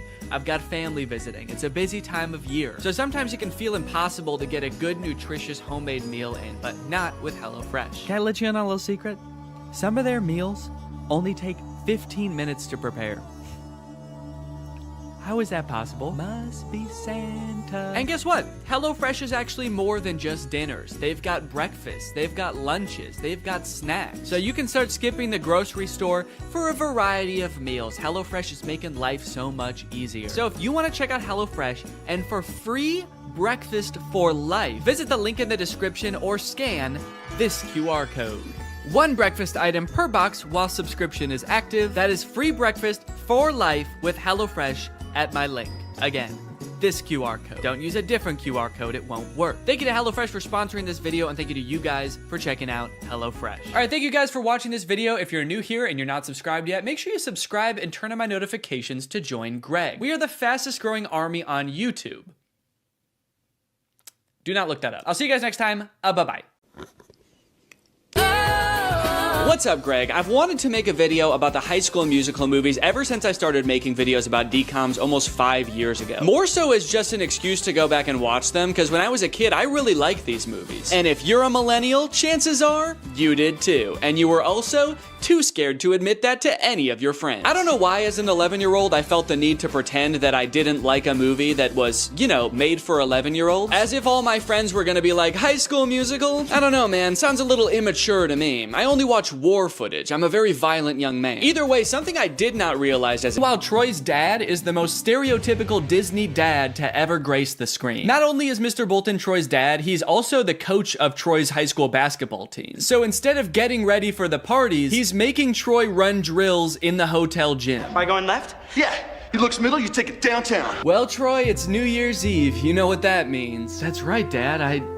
I might finally get my first kid. Fake right! Take the ball downtown! Troy's mom comes to get them for the party, and Troy asks if he can have one more basket with all of the confidence and swagger of a real high school jock. Come on, one more. One more? Just one more basket, please. Troy shows up to the teen party and is immediately yawning his face off. All right, hell yeah. This is clearly a popular jock who knows how to party. Somehow, despite being the two most bored people at the party, to the spotlight operator's credit, they actually do crush it. They both get up there and they're nervous at first, but then all of a sudden, Troy's voice, it's like it changes almost, actually. It's like his voice changes from his voice to like a professional singer's voice. Because that is what happens, actually. Living in my own world. Now who'd have ever thought that? I think this might be like the most well-known High School Musical trivia, but for the vast majority of the first High School Musical movie, it's not Zac Efron's voice singing. He had a voice double. His name is Drew Seeley, and he never appears on screen in the movies. He also apparently didn't even realize how big of a movie High School Musical was, and forgot that he had done the vocals for the movie until it came on the TV while he was working a shift at P.F. Chang's. Apparently, he tried to convince his coworkers that it was really him singing in the movie, and no one believed him. It's kind of funny because the whole point of the movie is kind of like, hey, basketball guys can sing too if they wanna. But not this basketball guy, actually. You don't want to hear this basketball guy's voice. So they crush the song, and then, actually, I don't remember this scene. Yeah, I don't know what happens here at all. Looks like the teacher is about to maybe give some kind of speech about today's sponsor? This video is sponsored by the Pokemon Company International. And they've sponsored this video because they want me to share some very exciting news with you. A Pokemon Day celebration is taking place in Pokemon Trading Card Game Pocket right now. There's a new themed booster pack, Triumphant Light. And players can receive 3 booster packs for free just by logging in. And these booster packs, mind you, are guaranteed to contain at least 1 card of 4 diamond rarity or higher. By completing special missions, you can also obtain a unique display board, as well as Space-Time Smackdown packs, 500 trade tokens, 12-pack hourglasses, 24 Wonder Hourglasses, 24 Trade Hourglasses. Not to mention, at the end of March, ranked matches are coming to the game. So get your favorite decks ready and get ready to battle, baby. Pokemon Trading Card Game Pocket is a free-to-start game, available right now for download on iOS or Android. So go to this link or click the link in the description to join now. Log in, have some fun, and enjoy the Pokemon Day celebration. And now back to Troy. But unbeknownst to him, there's a new student at East High. I reviewed your impressive transcripts. I expect your light will shine very brightly here at East High. I don't want to be the school's freaky genius girl again. Freaky genius girl? What did you do at your last school? Troy notices that Gabriella is sitting in the back of their drama class, and not to be nitpicky, but this drama class scene lasts for 2 minutes, but the class happens in real time from start to finish in that 2 minutes. The bell rings. They sit down, the whole class gets detention, and then the bell rings again and they leave. How long is a school day at East High? Is it like 15 minutes? Troy shows Gabriella around, they catch up a little bit, and it is revealed that, on the other hand, I guess it would also be weird if they didn't sing when everyone else was. At the end, when they're all singing, we're all in this together, Corbin Blue's just standing around like, this is lame. There's 2 parts in the song though where Troy like stops rapping to sing from the heart about how he wants to do the musical. She makes this feel so right. Should I go for it? What do you mean she makes this feel so right? And should I go for it? Gabriella doesn't want to do the musical. It was your idea, and she said no. Don't drag her into this. This girl's making me crazy. No, you're crazy. You already were, and then you met a girl. That's what happened. Also, Zac Efron is 5'8", and presumably so is everybody else on this basketball team, because they're all like the same height. So how good exactly are they at basketball? Okay, now you got Sharpay, who's played by Ashley Tisdale. She's like the head of the theater department at school. She's the theater kid. And her brother Ryan is the theater kid in boy form. They are getting a little bit worried that Troy and Gabriella might audition for the musical. Again, Gabriella has showed zero interest in doing the musical. So they decided to do a little bit of research on Gabriella. But also, what is the third result there? Gabriella, San Diego Zoo's newest... What? What is Gabriella at the San Diego Zoo? Ryan's like, oh, that's interesting. Look, it says here she's a dolphin. That's funny. Now that I think about it, I can't believe I never noticed. After basketball practice, it's time for Troy to go home and relax. Just kidding. It's time for more basketball. Come on, Troy. Fake left. Take the ball downtown. Did you ever think about trying something new, but we're afraid of what your friends might think? I mean, like going left? You're doing fine. Come on. Troy's dad has one thing in his mind, and it is one basketball just bouncing around like the DVD logo. I want to see a movie about him and how hard his life must be. I do like that this movie keeps the tradition alive of Disney Channel movie characters being inexplicably rich. His dad is a high school basketball coach and they live in a mansion. What does the mom do? She an arms dealer? Also, he says something new, like going left. I mean, like going left? When in Get Your Head in the Game, Troy clearly says coach said to fake right and break left. He already said to do that. That's not new. That's what he already does. So... found a plot hole. On. Wow. Where'd he go? Pay no attention to the fact that as he turns the corner, he probably fully saw Troy like... Meanwhile, Troy's dad is just standing there like, huh, that's weird. Could have sworn I saw basketball. Now, when we see the auditions, it becomes immediately clear that while Ryan and Sharpay are basically made out to be the villains of this movie because they're so overprotective of their theater department, they are completely in the right to do so. Not because their audition is really good, which it actually is, but because everyone else's is so bad. It's hard to believe that I couldn't sneeze.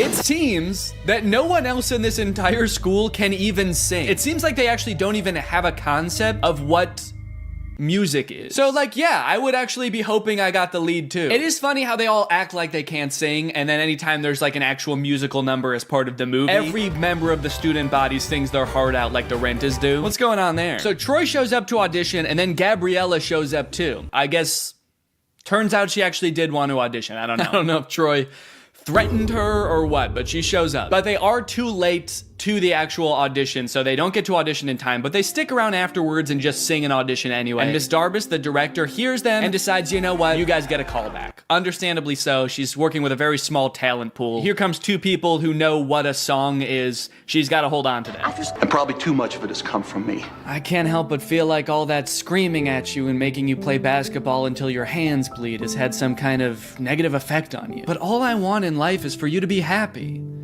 While playing basketball, I am still demanding that. Thanks, Coach. Dad. Let's stick with Coach unless you win, all right? Sharpay and Ryan try to throw another wrench into Troy and Gabriella's plans of attending the callbacks for the musical by getting the callbacks changed to the exact same time as not only Troy's championship basketball game, but also Gabriella's decathlon tournament. So the gang has to create and danced around on the stage. This is kind of just like that, actually. Am I crazy, or is there like actually too much music in this movie? I feel like the plot is kind of moving at a snail's pace because every 2 minutes there's a song and it's like, here's what's going on right now. We're thinking about going to prom. We're Troy and Gabriella. We like each other. Also, the stakes feel very low right now. What am I supposed to be worried about right now? Troy is like, I don't know what college I want to go to. And Gabriella's like, I also have choices to make. I still have decisions to make too. And she has not elaborated. And so I don't know what I'm supposed to be worried about. Now they're at some kind of junkyard. Just hanging out at a junkyard as if we've always known that this is what they do. You see what happens when you do a show? You're like 5 people. Yeah, but what's so bad about that, man? We used to come here as kids, we'd be 10 people. Yeah, I remember that because they used to talk about that in all the other movies, how they used to come to the junkyard. Take it back to the place where you know it all began. Finally, the boys are back at the junkyard. So that we had a song establishing that Troy and Gabriella are in love. Now we have a song establishing that Troy and Chad are friends. This kind of reminds me of senior year in high school when I danced around in the junkyard with my best friend and we sang a song about how the boys are back. It's weirdly similar, actually. Oh. Whoa! The junk men who live in the junkyard are here. What's going on? What if Troy and Chad turn around and see them and they're like, whoa, what the fuck? Who are you? Maybe I'll just stay here next year. Stay in Albuquerque? That makes no sense. And why do I always have to make sense? Why do I always have to make sense? Why can't sometimes I just say, What are you gonna tell me about this Juilliard? The only dad to ever be pissed off that his son is getting considered for a scholarship at one of the most prestigious colleges in the country. Hey, Troy, come on. Ah, damn, he's too fast. Get back here. The director for that scene was like, okay, how could you guys like run away but also walk away at the same time? Oh no, he's going crazy again. Painful basketball time, time to scream and shoot some hoops. I like that little pouty dance up the stairs. Okay, Troy, for this one, you're a pouty toddler. Now you're a crab.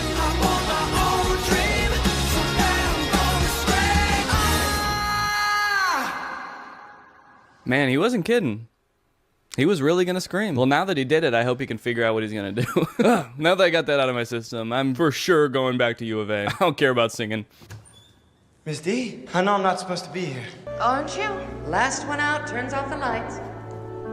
You know, she might seem cool about Troy being there right now, but as she walks through the school to get back to her car, she realizes he totally trashed the place. She's like, he tore down posters? He flipped an entire hallway upside down? How did he do this? I don't think I can do it, Troy. Uh-oh. Is that a Dr. Pepper in the background? That looks good. I've chosen basketball. But I've also chosen theater. The University of California, Berkeley. Okay. I'll be honest, I did not know that was an option. They made the Mr. Beast logo. I like that they're performing for the camera and not for the audience who's here to see them graduate. They're just like facing away from the bleachers. All their parents are like, damn, I wish I could see their faces. I don't even know which one's my kid. Now they're all just gonna smile at the camera for the rest of their lives. They say, we're not going to college, baby. We're gonna stare at this camera forever. And that's it. That's High School Musical, baby. As far as endings go, I think they did a decent job with a nearly impossible task. It's a Disney Channel movie, so it's not like they can just like make everybody break up and go their separate ways at the end of the movie. That would be too sad, obviously. But they also can't make everybody just go to the same college and do the same thing, because that would be unrealistic. So it leaves the door open. My only issue is that in doing that, they kind of don't really provide any closure. Feels like they kind of just pushed Troy's decision of what he wants to do with his life further down the road. But if you are looking for some closure for Troy, I might have something that helps. I mentioned earlier that the character of Troy was inspired by one of the writer's real high school teammates. But when I read that for the first time on Wikipedia, I was surprised to find that that teammate has his own Wikipedia article. And that's because that classmate, Lynn Swan, went on to be a professional football player, playing for the Pittsburgh Steelers and winning the Super Bowl 4 times. This man is the real-life Troy Bolton, and that might be the least interesting thing about him. In fact, he might not even know. It really helped you in your game. All the things that ballet taught you, you applied that to the football field. Touchdown, Pittsburgh! Did you catch any flack from your teammates about taking ballet? I mean... Oh, always. It's a gift from the guys. But I'll always remember a Hall of Famer who rose to the occasion each time. A plie-making playmaker. But you're a playmaker. Did you ever think maybe I could be both? Who could defy gravity.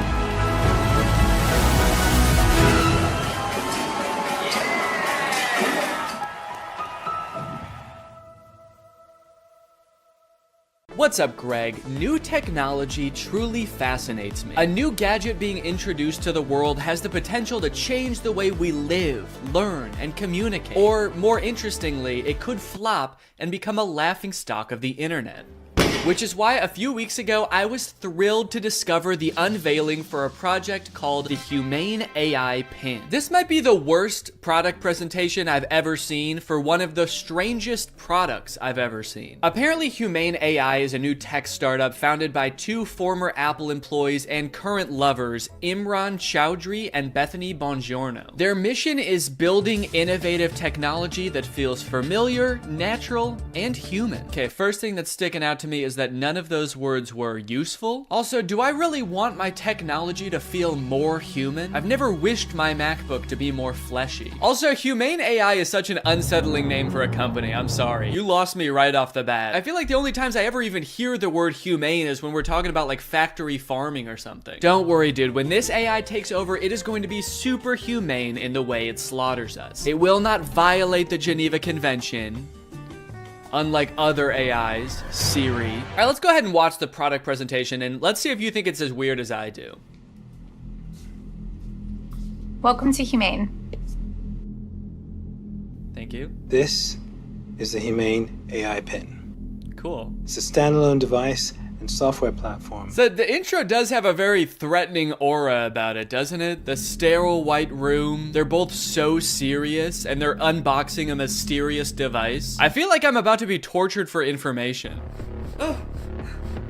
What is that? This is the Humane AI Pin, and it is the last thing you will ever see. Ah! It's a standalone device and software platform built from the ground up for AI. Okay, so it's some kind of mobile device. It's built from the ground up for AI, and I'm very excited for them to tell us what that means. It comes in 3 colorways. Okay. You've got Eclipse, Lunar, and Equinox. Those are not colors. There's 2 pieces, a computer and a battery booster. Now, the battery booster powers a smaller battery inside the main computer. Okay, great. What does it do? And this is how we achieve our all-day battery life. Oh, great. It's got all-day battery life. That way you can spend all day.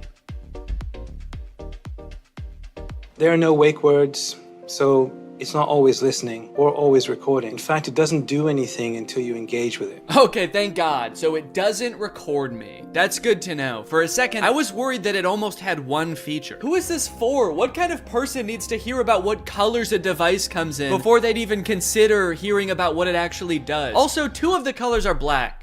You designed 3 colors and 2 of them are black. You couldn't come up with a 3rd color? Also, I'm sorry because I know that not everyone is super comfortable in front of a camera. It's not a skill set everyone has. But maybe you guys should have like hired a spokesperson or something instead of letting the world's 2 sleepiest CEOs do this product demo. Now, the battery booster powers a smaller battery inside the main computer. Are they okay? This thing has all-day battery life. That's because it actually feeds on your life force. I've had mine on for 3 months, and you probably can't even tell the physical toll it's had on me. And your engagement comes through your touch, voice, gesture, or the laser ink display. Whoa, wait, okay. Holy cow. We have a feature. It actually does something. I will admit I was not expecting that. Why didn't you lead with that? I mean, I don't know what that is or what it does, but at least it's something. It looks futuristic. I don't know about the name laser ink display though. That doesn't sound very futuristic. The laser ink display. Sounds like a printer. It also comes with its own connectivity built right in. Our own Humane network, connected by T-Mobile. Our very own network.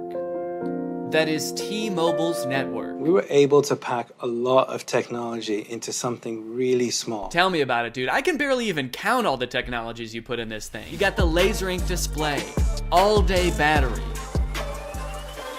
black. Is that a technology? They continue for a while just using buzzwords and vague expressions to explain what this thing does until like 3 minutes into the video when they finally give us a demonstration of something tangible this thing can do. Play the song How Music Makes You Feel Better. Doesn't look like it's making him feel better. We've partnered with Tidal, which you get out of the box. Okay, finally, we know one thing it can do. It can play music. And not just how you would normally listen to music either. You can give it little riddles to try to figure out what songs you want it to play. Play music written by Prince, but not performed by Prince. Give me songs written by first-born left-handed British women who have never been to Ibiza that weren't released on weekends or holidays. Can Alexa do that?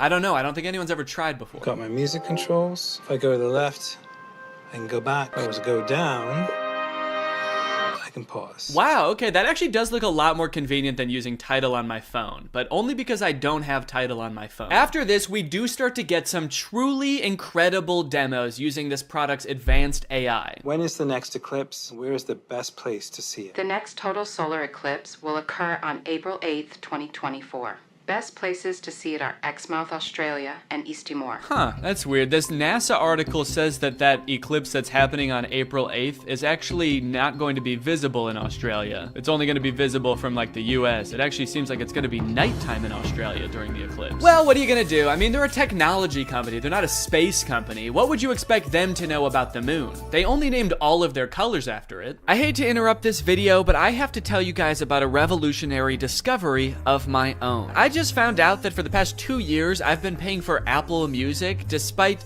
not having any recollection of ever signing up. I don't use Apple Music, but nevertheless, I've paid them like $200 without ever even having used their service. I think this is a pretty relatable issue in this age of subscription services. And something like this could be happening to you too, but luckily, today's sponsor, Rocket Money, is here to help. Rocket Money is the personal finance app that helps you cancel subscriptions, lower bills, and manage your money better. Rocket Money is super helpful with things like my recurring Apple Music charge, because not only does it help you identify recurring charges, it also helps you cancel them. You can actually cancel subscriptions right within Rocket Money's app with just a couple of taps. You don't got to worry about navigating the service's own website. You don't got to worry about pesky customer service calls. Here's why I think this is going to work for you, because Rocket Money has saved its customers an average of $720 a year, with over $500 million in canceled subscriptions. So to save more and spend less, join the over 5 million members using Rocket Money today. Go to rocketmoney.com/Danny or click the link in the description to get started today for free. And you can also unlock even more features with premium. That's rocketmoney.com/Danny to get started for free.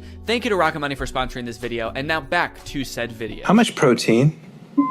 These almonds have 15 grams of protein. Great. Those almonds for sure do not have 15 grams of protein. An entire cup of almonds has 20 grams of protein. This dude was holding like 9 almonds. Did I think he was asking about his whole hand? Because that actually might be accurate. I'm gonna eat it. Enjoy it. Guys, I hate to say it, but I don't think your thing works. You only asked it to do a couple things and it got 2 of them wrong. He does do a demo where he sends a text later in the video and that seems to work. Tell Andrew I'll be there later tonight. But to be fair, we never see the person receive the text. I got a weird text from Imran that just says, learned how to go potty big boy style. Interestingly, after people started to realize that all of the information in this demo was wrong, they actually re-uploaded the video pretending that the pin gave the correct answer the entire time. How much protein? A half a cup of almonds has 15 grams of protein. Don't believe it. That's humane propaganda. The AI pin allows you to shop in the real world. How much is this online? This is $28 online. Great. Buy it. That one is super confusing. It doesn't give you any information on where it's getting that price, where you're buying it from, when it will arrive. I feel like you need to give it at least some specifics, otherwise it's definitely gonna mess up your order. Go ahead and buy this book. Sending to Sudan.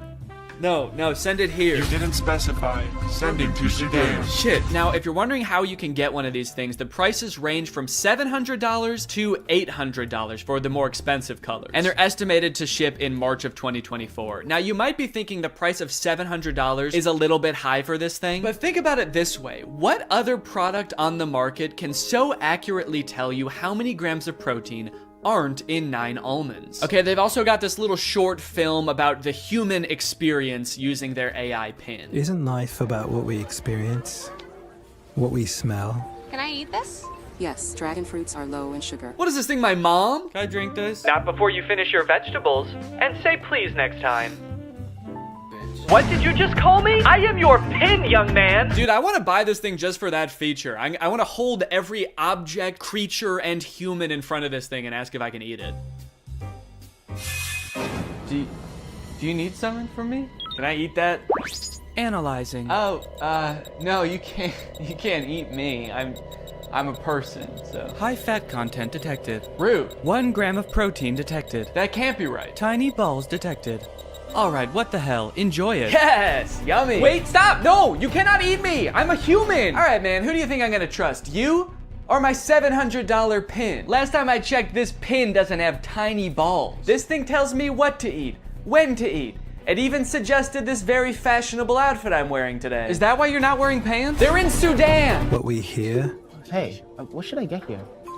我在这里该点什么呢? What is this interaction? Who are those people? Does he know them? Man, if he's in a different country where he doesn't speak the language, I would not trust that pin. Based on everything we've seen so far, who knows what it's saying to these people? 我在这里该点什么呢?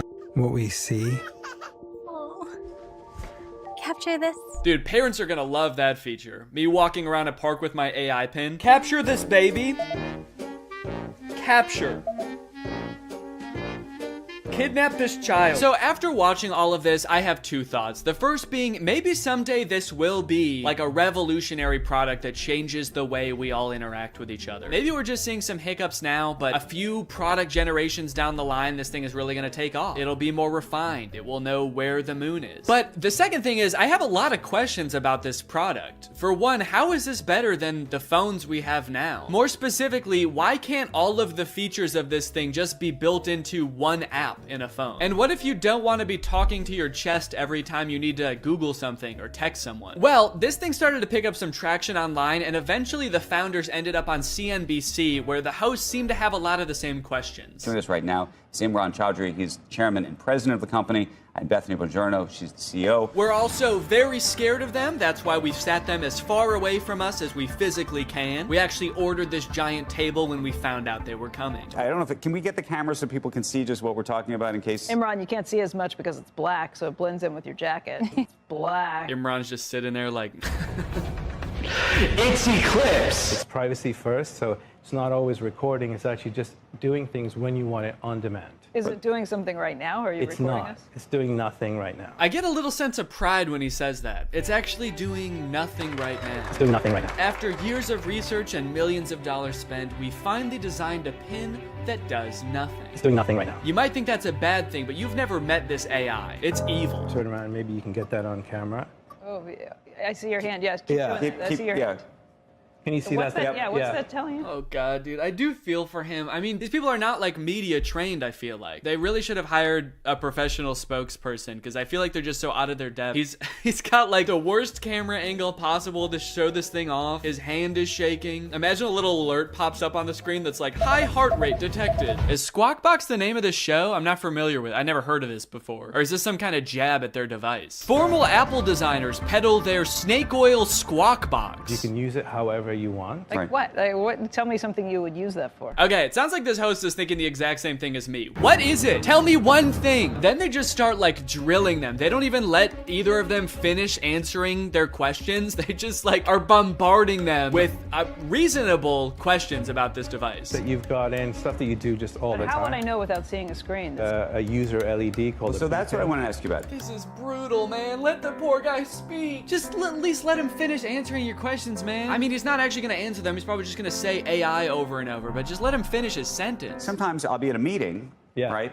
And I'm sneaking under the desk to look at my email because that's, and I can't say, hey Siri, tell me my email. I mean, that's actually a really good point. The only way to interact with this device is to talk to it or to use this weird clunky laser jet display, which I don't even think you can type on. So if you want to text someone, you have to say it out loud, which just does not seem practical at all. So is this device gonna revolutionize technology as we know it? There's probably only one way to find out, and that's that I'm gonna have to buy it and review it when it comes out. So let me know if you guys want me to do that, and maybe I will. I hope you guys enjoyed this video. If you're new here and you're not subscribed yet, make sure you subscribe and turn on my notifications to join Greg. I'll see you guys next time.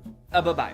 After MGK released his song Emo Girl and then followed it up by appearing in a bunch of insane interviews with Megan Fox talking about their love life, I think we're pretty good on MGK for a while. We don't need any more music. We don't need any more public appearances. We're good. We don't need to know any more about MGK's personal life. And folks, I think MGK finally took notice and he listened. He said, all right, look guys, I get it. No more music, no more interviews. I'm gonna take some time and I'm going to release a stoner comedy movie instead. So he hunkered down and he wrote and directed this movie, Good Morning, which currently has a 0% on Rotten Tomatoes. We got a good thing going here. 2 movies in a row with 0% on Rotten Tomatoes. What's the opposite of a Renaissance man? You know how people, when people can like act and sing and direct, like Donald Glover, people call him a Renaissance man. MGK is like a Dark Ages man. MGK is a medieval man. Also, sorry if I sound sick. Sorry. The moment this movie starts, MGK, aka his character London Clash, gets kind of a weird good morning text from his girlfriend Apple. He's texting me. Oh, it's Apple. The texts say, I wish I didn't have to do this through text, and then good morning, but she spells morning with a U. Now you might think that this would make London a little bit confused, but then realize, oh, it's just a typo. And you'd be right. He does have both of those thoughts. The problem with this movie is that the entire movie takes place between those two things happening. This entire movie is about MGK being confused about what those texts meant. Before he gets too concerned, he has to Google what morning with a U means. He's like, my fans are probably young enough that both of their grandparents are still alive. I should probably explain what morning is. Well, today should be interesting. Yeah, they let you know right away that this movie was written by a millennial. Well, today's gonna be kind of weird. MGK wrote the entire movie like this. So this just happened. Yeah, so the conflict at the beginning of this movie is that London thinks that Apple is breaking up with him. That text was a breakup text. Sorry to have to do this through text. Good morning, as in like happy morning our relationship? What kind of person is Apple that he assumes the text good morning means have a good time with your depression now? Look, this relationship isn't working. We're just growing apart. I just feel like you need to have a happy morning now. A happy grieving to you, good sir. When they introduce this character, she better be like wearing a top hat and carrying around a cane. It's gonna make a lot more sense when that happens. Good morning, good morning. Today might suck, guys. I'm adulting today. All right, guys, it's time to attend the MGK School of Acting. You're about to step into an ice-cold shower. How do you react when the water hits your body? Shiver! Grab your arms to make yourself warm. Okay, those are good answers. Let's ask Professor Gun Kelly.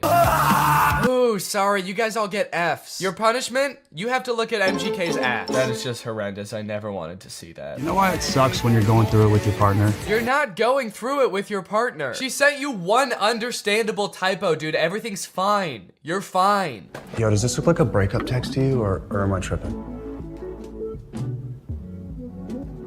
Yes. Yeah, dude, take it from the weirdest looking man you've ever seen who falls asleep in his cereal mid-conversation. That's a breakup text. I don't mean to shame this man's appearance. I think Cody Ko looks great here. This is Cody Ko if TMG made hyperpop music. This man has never sent a normal text in his life. I'm surprised he wasn't like, no, that's about as incoherent and cryptic as I usually am in my text. You're probably fine. His friend is clearly sick. At the beginning of the scene, he throws up on the microwave, and at the end of the scene, he drowns in his cereal bowl, and MGK leaves him to die. MGK, your friend is sick. Help him. And so am I. Goddamn. Also, just like a fun little continuity note, at the beginning of this scene, there wasn't a water bottle on the table, and then at the end of the scene, there is. So, that's probably why this movie has a 0% on Rotten Tomatoes. Ass continuity. I'm a stickler for details. Meet Kennedy. Uh-oh, guys. Megan Fox is here, and she is not like other girls. Megan Fox plays a girl named Kennedy, who's actually not the main love interest in this movie. Her character is actually lesbian, and at the beginning of this movie, MGK explains how, like, she hates boys, but she lives with all these boys, and so she's moving out, which MGK explains right after he forgets his line. It's in rice. Come on, you got it, dude. You wrote the movie, you should know it. Please don't move out. Yes! He did it! He remembered. It's a pretty long line. I'll cut him some slack. Throughout the beginning of the movie, they're constantly introducing new characters, and every character in this movie has some kind of weird quirk. This friend like did too many drugs at a music festival and now he's kind of loopy. This guy is always throwing water balloons at people. This guy like smokes a lot of weed. It seems like MGK wrote this movie with just a bunch of crazy weird characters because the only like joke that he can think of to put in this movie is another character saying something weird or dumb and him just kind of looking at them being like, that was kind of weird or dumb. Mercury is in Everglades. It's retrograde, Leo. Every time he introduces a new character, there's narration that explains what the weird quirk about these characters are. This is Angel. Meet Maxine Goldberg. But they kind of don't like explain really what I want to know about these characters. This is Dylan. I met him when he was working at In-N-Out and he used to hook me up with free burgers and shakes.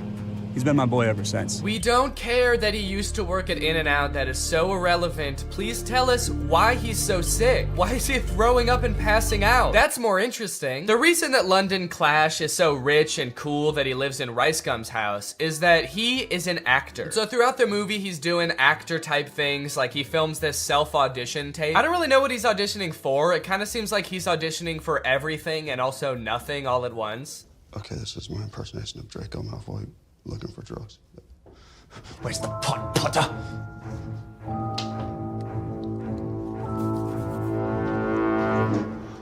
I don't like Draco very much. Honestly, this scene is pretty sad. I felt bad watching it. They don't explain what he's supposed to be auditioning for in this self-tape, but whatever it is, Jake Novak has a better chance of getting the role. I want to be the next SNL cast member. Now here's where the movie prevents the second conflict. That's right, this movie has two conflicts. The first is he gets that text with the typo, but the second is that today he has the biggest audition of his career. And no, it wasn't that self-tape audition. I guess they just kind of threw that in for goofs. He's auditioning to be the next Batman. I'm still waiting to hear from my agent about this Batman role. So, throughout the movie, London is faced with two equally important problems. The first, he has to prepare for the most life-changing, career-making audition of his life. And the second is that he's having a little bit of trouble getting a hold of his girlfriend. The stakes can't get much higher than this, folks. But Danny, can't he just prepare for the audition and then try to get a hold of his girlfriend later that day or tomorrow at the latest? No! They could be dead tomorrow, especially that one guy. He could die any second. They have to do both of them today. This movie kind of feels like a Lele Pons YouTube skit from like 2017, but instead of like 10 minutes long, it's an hour and a half long. From the sound effects to the uncomfortable silence between every spoken line in this movie. Why would you give me goat milk? I watched an interview. You said you like goat milk. I can't tell if they're using the awkward silence for like comedic effect to like really hammer home that like, these guys are kind of weird. Or if the silence is more just because nobody knows their lines very well. There's another option that they added in all these pauses in the movie because we're supposed to be laughing at the things that they're saying in the movie. So they added in nice little pauses for us to laugh. She left with the dude? A buff dude. And I don't think so. Honestly, I kind of feel like it was all the other advice on top of listening to that very inspirational, albeit non-hypnotizing recording every night that actually made the difference. At the end of the day, maybe I didn't need to get hypnotized to stop biting my nails. Maybe I had it in me all along, which is kind of inspirational and also makes me feel like shit in a way because then it's like, why didn't I just do this earlier? Regardless, I am still open to the possibility that I was in fact hypnotized. I feel like if I can get hypnotized by the stage hypnotist, then I'll know for sure what being hypnotized feels like, and then I'll know for sure if I was hypnotized back then too. Hypnosis is a state of focus without much awareness of peripheral noise. You're concentrated on one thing and the world kind of slips away. This is stage hypnotist Chris Jones. He's been on America's Got Talent. He's performed all over the world for over a decade. So if anyone's going to be able to hypnotize me, it better be this guy. Also, the GoPro on my head died the second we started getting hypnotized, so don't get your hopes up for any shots from this camera. All right, fine, you can have this one, but that's it. Chris suggested that this would be a lot more fun with a group, so I got some friends together and we all sat down for a night of hypnotism. I want to know your opinions, and don't worry about hurting my feelings at all. I want to know if you think hypnosis is real, shenanigans, you need more evidence. Yeah, I believe it's real. I'm definitely I don't like saying this in front of you, like a harder wall for myself, because I feel like that's a challenge and that makes me like kind of uncomfortable. Yeah, I would say I think it is probably real sometimes. I think in general I'm pretty skeptical of like supernatural stuff, but I don't know, I really do kind of believe hypnotism. I really want to be hypnotized, but I feel like maybe it won't work on me. But I hope it does. Before we got started, Chris allowed some time for us to ask him questions about what was about to happen. Like whether all of us would get hypnotized or just some of us. I've done this in 50 states and 10 countries. I can hypnotize 25% of any given audience. So 1 or 2 people are gonna get hypnotized today. And it might be the camera person. I don't know. I really, honest to goodness, don't know. We also asked if he could tell if someone was really hypnotized or just faking it. When your head is up,